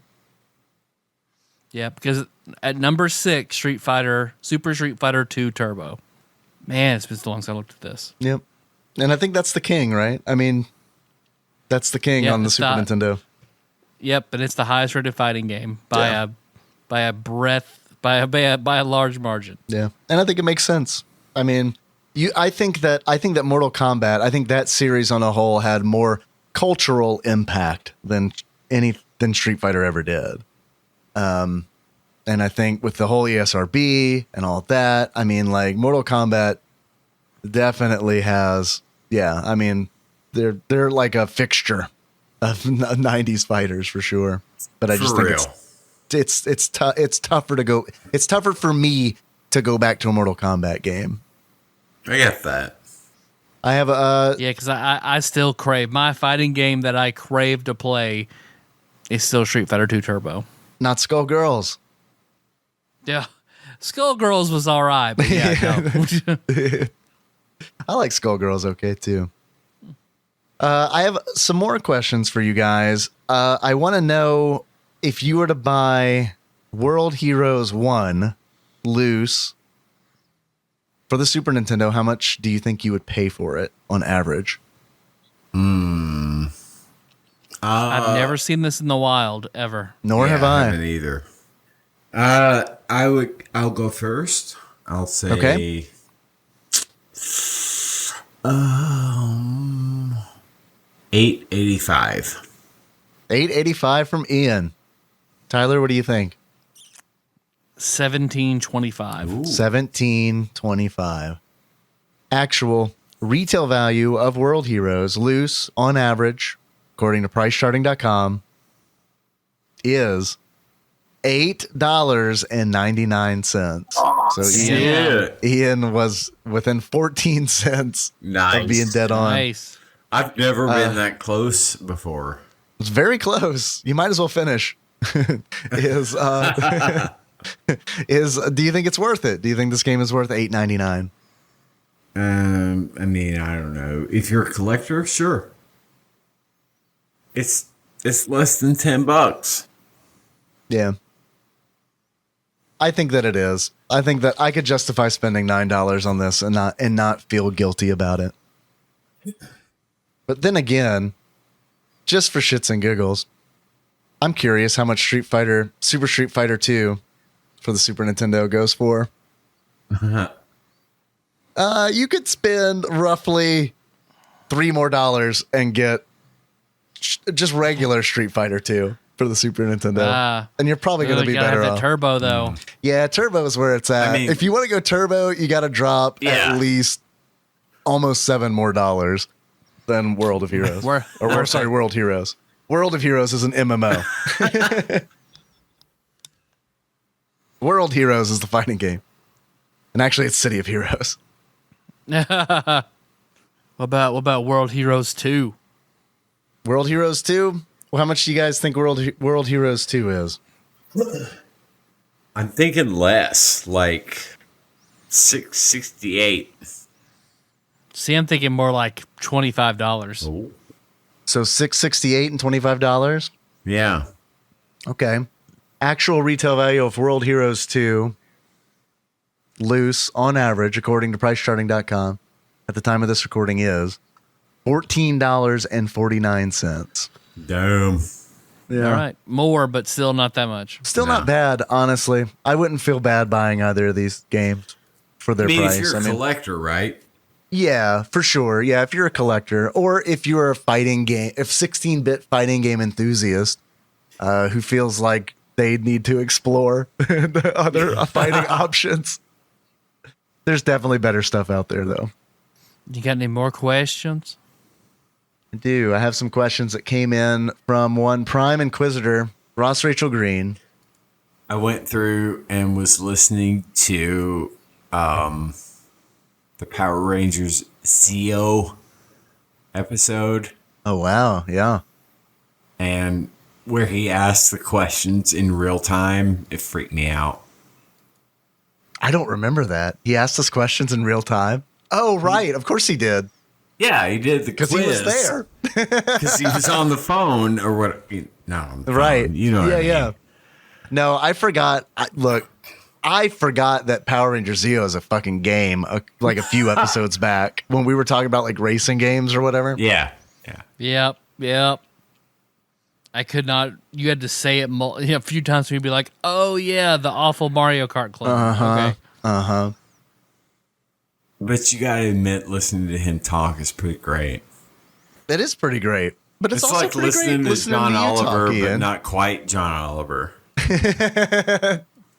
It's like how I imagine the guy on the Pringles can sounds.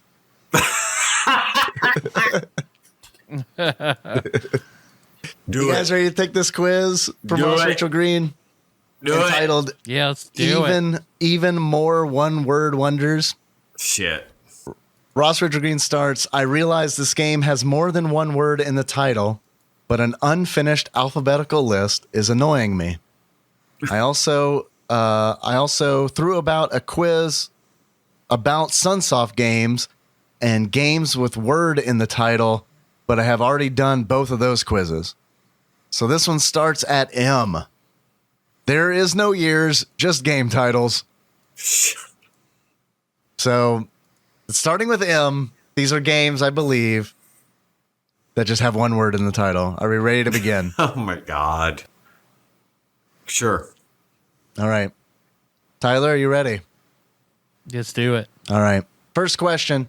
This video game adaptation of a board game has the mascot Uncle Pennybags. Monopoly. Monopoly. Yeah, that's a Monopoly. Did anybody else have a really cool Monopoly t-shirt in high school? Just me. No. Okay. I wish. You was pretty edgy. Cool It was Monopoly t-shirt. It was a get out of jail free t-shirt. Ian probably saw it and erased it from his memory. Probably. Next question. The title of this game is also the title of films based on The Lord of Vampires. Blade. I don't. Dracula? I think it's going to be after M. So I think it's going to be Nosferatu. Oh, Nosferatu, yeah, okay. yeah. And I wouldn't have gotten there unless it was the alphabetical thing, because I would have been like, yeah, absolutely, like Bram Stoker's Dracula.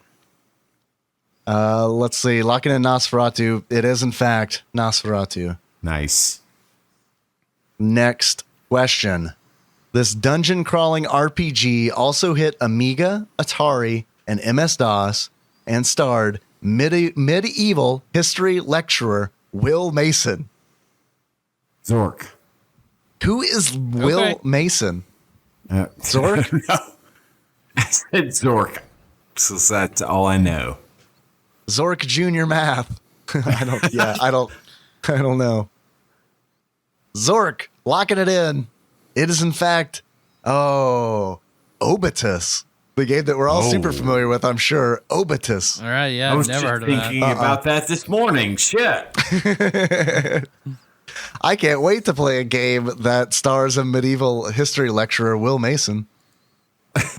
My obertus hurts this morning. That's definitely a telehealth thing, I think. It is. Raise I your can hand. handle that one. Yeah. Now hold your phone up to your obitus. Next question. This is a game that Tyler guesses a lot after channeling the Randomizer and was based on an unfinished arcade game called Flea Pit. Is that Pit? Plock? Pit Fighter? Oh, Plock. That's probably, you do say Plock a lot. You want to go Plock? I would say unfinished because like he has no arms and legs. Okay. He doesn't have attachments. All right, we're going Plock, locking it in. It is in fact Plock. Well done. Next question. This Titus game takes place in the year 5069. Nice. With the player in control of a young biomech cyborg trying to save what's left of humanity after a devastating alien attack. Hagane? It would be after P. I think Hagane is a really good guess, but it would have to start with a letter after P. Fuck, I got nothing. It starts with F. I have no idea either. I have no idea. Titus game. Shadowrun. Player is control of a young biomech cyborg. Yeah. I mean, Mega Man. Okay. He said it started with an F. Well, it's not an alien invasion. No, me saying it started with an F was a stupid joke. It starts with a letter. It starts with a letter after P. So LMNOP. So P. QRS. Cubert. Quail Man? You guys remember that Quail Man game that took place in 5069? It's Cubert, goddammit. Cubert, locking it in. Simpson, comma Bart. Wait, what? Simpsons? Wait, what was it? Simpson, comma Bart versus the aliens. It's the Simpsons, comma Bart versus space aliens. Locking it in. Isn't in fact Realm. Oh, how did we miss that? Realm. Okay. Damn it. It's a pretty good Final Fantasy character, I guess. Next question. In this platform game, the player must escape the sinking ship Lady Crithania in an hour or sink with the ship. Titanic? Paint me like one of your French girls? Titanic, locking it in. Those Titanic computer games, Titanic Lost Sea Voyage or some shit. It is. I'm sorry, we were looking for SOS. SOS. I knew that. I just didn't want to say it. Sure, I get it. I was same here. Next question. This game is based on a Robin Williams film about a business owner passing and handing the business over to his sons. Toys. Please, God, let this be toys. Yeah. Toys. It is, in fact, toys. Nice. I hated that movie so much. Me too. I'm so glad you said that because I remember watching it as a kid and being like, how is a movie called Toys this awful and it's unexciting? So bad. It's like the only movie that Joan Cusack was in that I hated. It's the worst. Thank you. So I bet the Super Nintendo game's real good. Yeah. The Super Nintendo game made up for what the movie didn't do. No, it didn't. It was awful. Probably too. Yeah, that's probably a safe bet, but I don't know. We'll find out. Played that one, have you? Haven't done that one yet. Eep. Next question.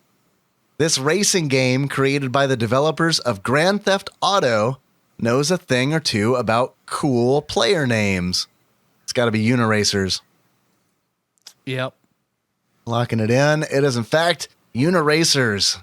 Nice. Next, I long for the days of Uniracers.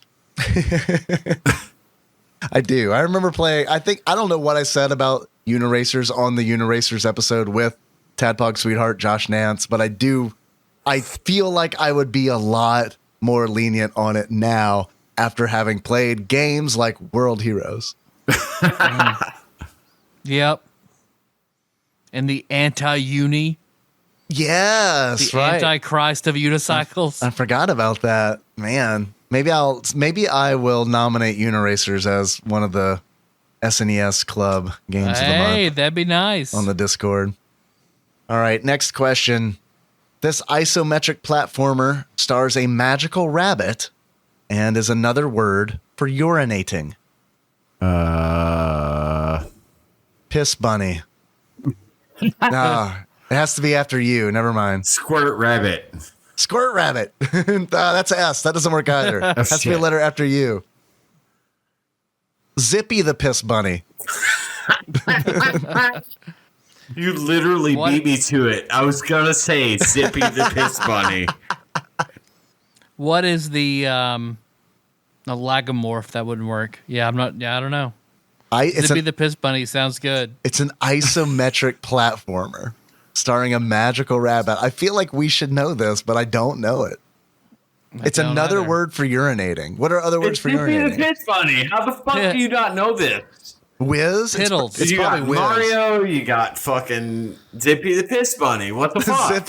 Zippy the piss bunny, locking it in. It is in fact, it is Whiz. WHIZZ. Never heard of it. No, nor have I. I do want to look it up real quick to see if it is a Super Nintendo game. Zippy the piss bunny. Whiz is a 1994 isometric platform game released for the Amiga, Amiga CD32, and MS-DOS. It was also ported to the Super Nintendo in 1996, probably a little too late. It has a 1.8 out of 5 rating on Glitchwave. What is fucking... What does Flopsy say about it? I don't have Flopsy on me. Flopsy didn't make it with me in quarantine. Tyler may have Flopsy. I don't have him with me. Okay.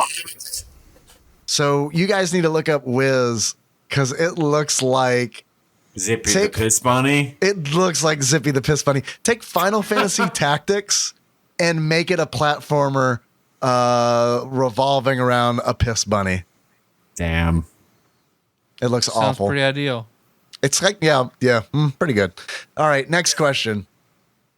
In this action platformer, 2 mechas and a self-aware robot are dispatched to NGC 1611, charged with the task of destroying the invader's power source and, if possible, locating a legendary weapon. What? Zybots? I don't know. I've never played Zybots. Sure. But it starts with an X. I know that. Xenomorphin Zeo. Xenomorphin Power Rangers. I like that. Xenomorphin Power Rangers Zeo Racer. David Putty edition. Locking it in. It is in fact, we're kind of close. Because what's the name of the big talking head in a jar on Power Rangers? Zordon. This game is Zardion. Ah, okay. So we were close enough. I'm going to give it to us. I think we get of those Zardion. points, yeah. You've heard of Zardion? I'm surprised. I've heard of Zardion. Interesting. Then maybe it's good. Oh, no, I hear a lot of shit. Oh, okay. Never mind. So it's like, you either hear of a game, it goes one way or the other. Yep. Yeah. And one last question. This is the Funzo question. Welcome to the Fun Zone. You will be given $1 million if you can complete a new video game. It is not fun to play and incredibly difficult. Of all the people to play it, only 3 people have ever managed it, which I assume managed to beat it. The contract states that you must complete the challenge within a year, and in that year, you cannot play or watch anyone else play any other video games. Do you accept the challenge? Yeah. Man, he dug really deep for this. I'm going to say no. Well, they do have he does have the conditional in there if you can complete a new video game. Shit. So it's like, it's tough because it's like, can I do that? Does RPG Maker count? Because I feel like I could figure out RPG Maker in a year if I get $1 million at the end.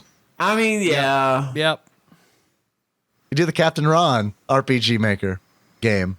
Bust out my notebook, make maps, yeah, you can fucking do it in a year. You can do the Kylie Minogue RPG. Yeah, Ian. Exactly. What's the worst that could happen? I could not get $1 million. Well, that happens every day, so yeah, sure. That is There's true. nothing new. You lose 100% of the video games you don't make. Thanks, Brett Hull. Obama. For the record, Ross says personally he thinks that he would accept that challenge. With Kylie Minogue. Who wouldn't? I'm not even trying to say it weird. I know, and I love it. Weird? You're not saying it weird, you're saying it beautifully. Right, exactly. Minogue.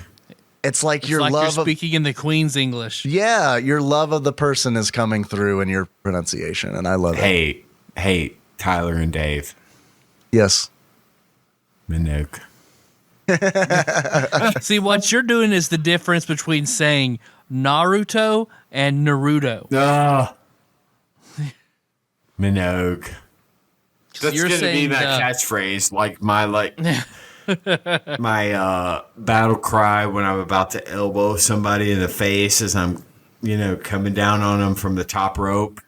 Minogue.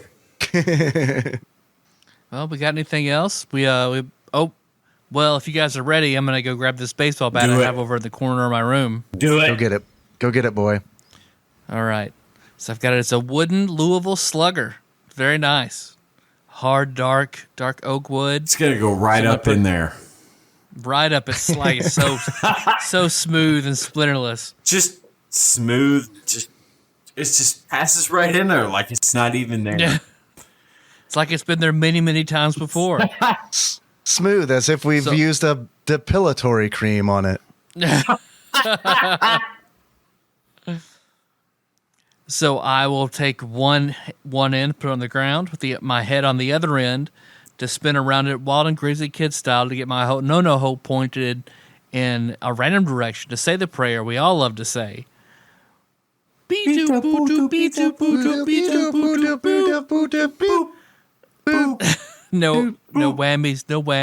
whammies. Stop. No, I don't really know. I just like doing that. I like that noise. 254. Ooh, Duckman.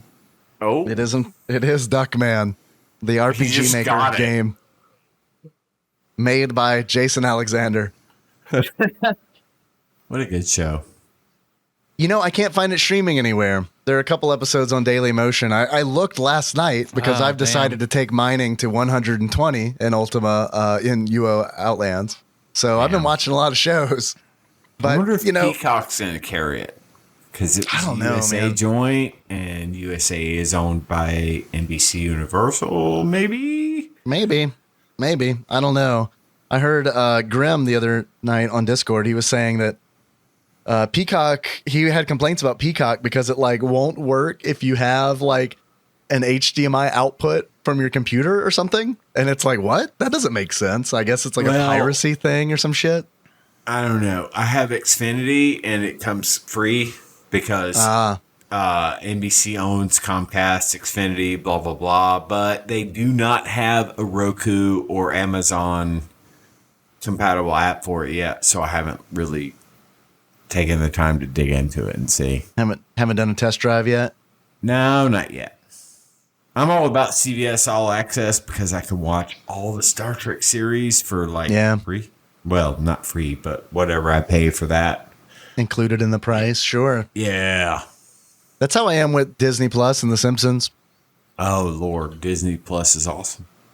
It's justifiable because we have a 5-year-old who lives in the house.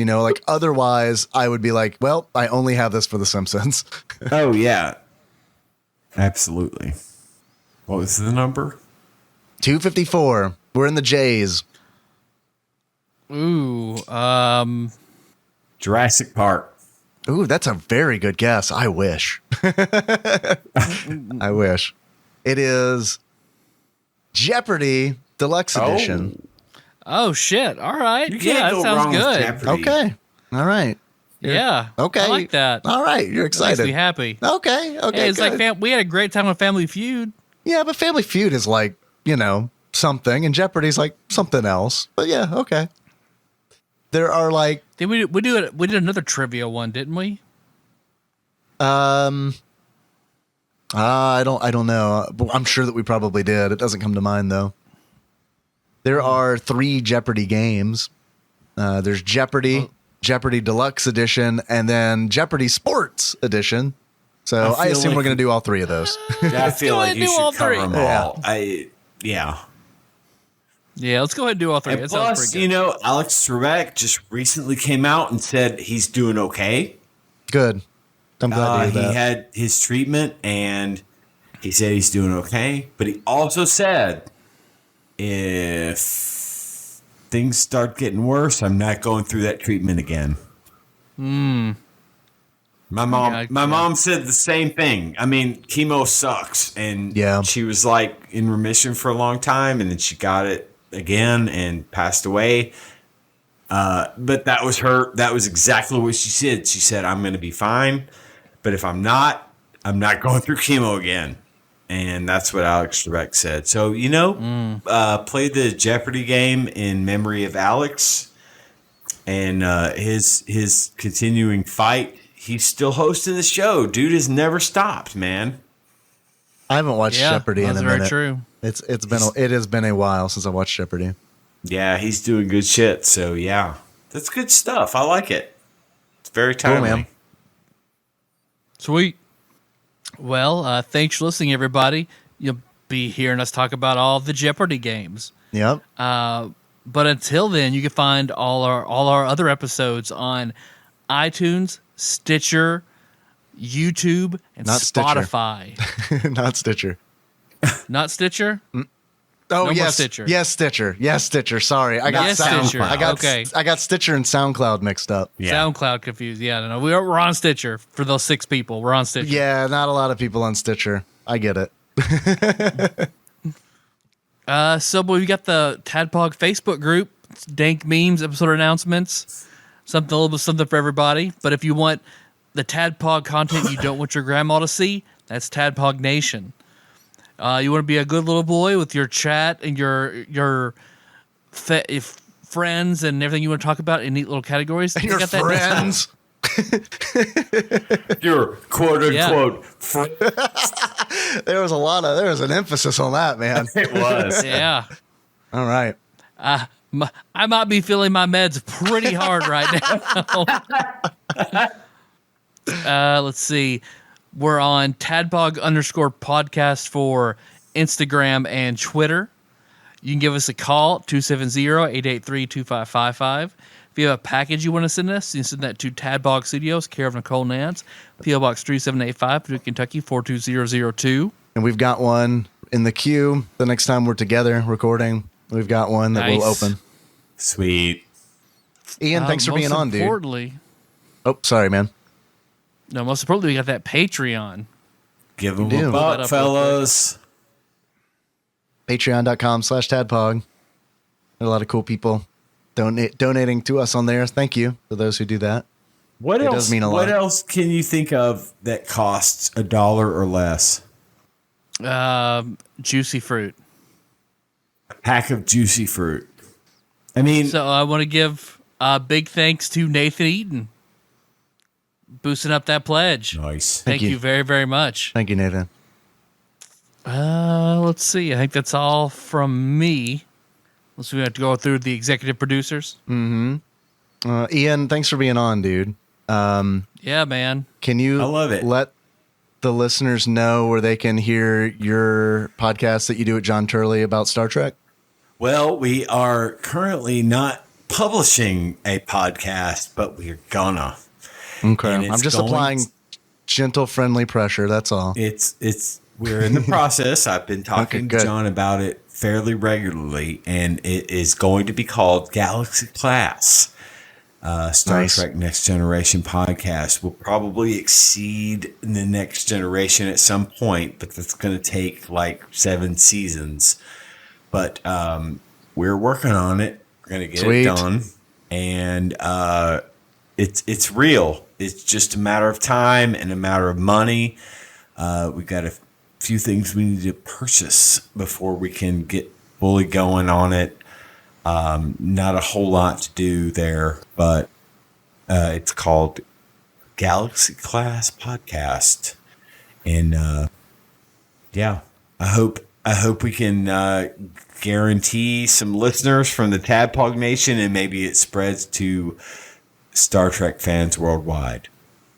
Hell yeah. Yeah, man, I'm looking forward to it. I'm glad you guys are doing it. I can't wait. It is going to happen. It's a reality. We have clearance to do it. We just need a little money. We need a little time. But we are definitely going to do it. I am in the process of making it happen as we speak, and it's real. This was good. This was asked for. This was demanded. This was requested by various members of the TADPOG Nation that said that they could listen to us talk about Star Trek. And so we said, well, why not? So it's coming. Just hang in there. We're going to do it. I promise. We'll let you know when it happens. Man, so excited. So happy. So happy you're doing it. Me too. Well, we do have... Sorry, I'm a bit scattered. It's all good. It's all good. You got your sleepy time. Going. Yep. We do have some executive producers that we'd like to thank. This episode that you just listened to was executive produced by the following people: Usurper Grimm, Steve Dixon, Coronavirus Savior, Cubicle Monkey, God Emperor Alex Pena, Cousin David Galino, Laud Mulaney Dennis, Cthusiast Jeff Miners, Platinum member Brett Miller, Joseph Phillips, Cody Phillips, Bantha Master, the Eightfold Daniel Abernathy, executive producer Dig Dougie, Matt Gentile, a.k.a. Gentle G, Magical Sleeper, a.k.a. Big Dicked Pie Baker Chris Vaughn, Pinball Archmage Chris Edler, congratulations on your marriage, Zeus Laser, Drinksmith Joey Webster, Sandwich Pope Phil Hawkins, Master Cycle Baron Kevin Link, Plinko Nick Price, Paper Chase Coburn, and Demented Lemming. So thank you guys very much. It makes me so happy that you guys have so many executive producers. Every time I hear the list, I'm like, wow, these people are amazing. And they're awesome. They're more amazing than me because I'm not an executive producer. Well, the executive producers, I made a promise a few episodes ago that I've absolutely broken, but I need to mention that the executive producers are those on Patreon who donate $20 or more to us each month. So it is a big difference. And I'm happy that they're able. I'm very grateful that they do it, and I'm happy that they're able to do it. If you can't do it and you want to support the show in some other way, 5-star iTunes reviews are a really good option. We're charting on Sweden podcasts this week. I don't know why, but we're charting there. So that's nice. Welcome Swedish listeners. And so yeah, that's a way that you can help. If you want to help and you enjoy the show, that's a good way to do it. I donate time and equipment, but I also throw in a little money on the Patreon every month because that content is worth it, especially the stuff where I tell sex stories for money. Yeah, which is our most recent one is about you going to space camp and then telling a whole bunch of then it suddenly devolves into God, I don't know. It's pretty good. It's better than pretty good. It's actually a very great bonus episode. It's no Piggy Palace, but it's so good. It stands the test of time, I guess. It's a different animal completely. You can't compare the two. Yep, you can't. Oh, Lord.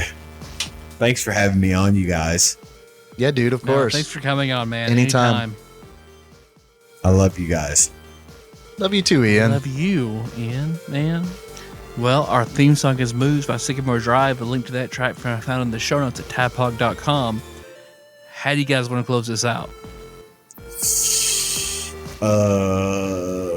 As shit. Zippy the Piss Bunny. Zippy the Piss Bunny. All right. So until next time,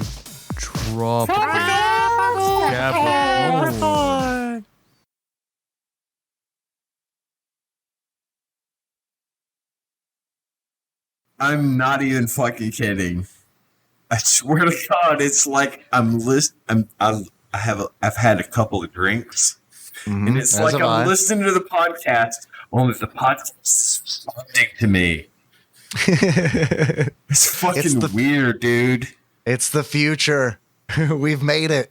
It's fucking weird because I'm sitting in my office I'm listening to TADPOG.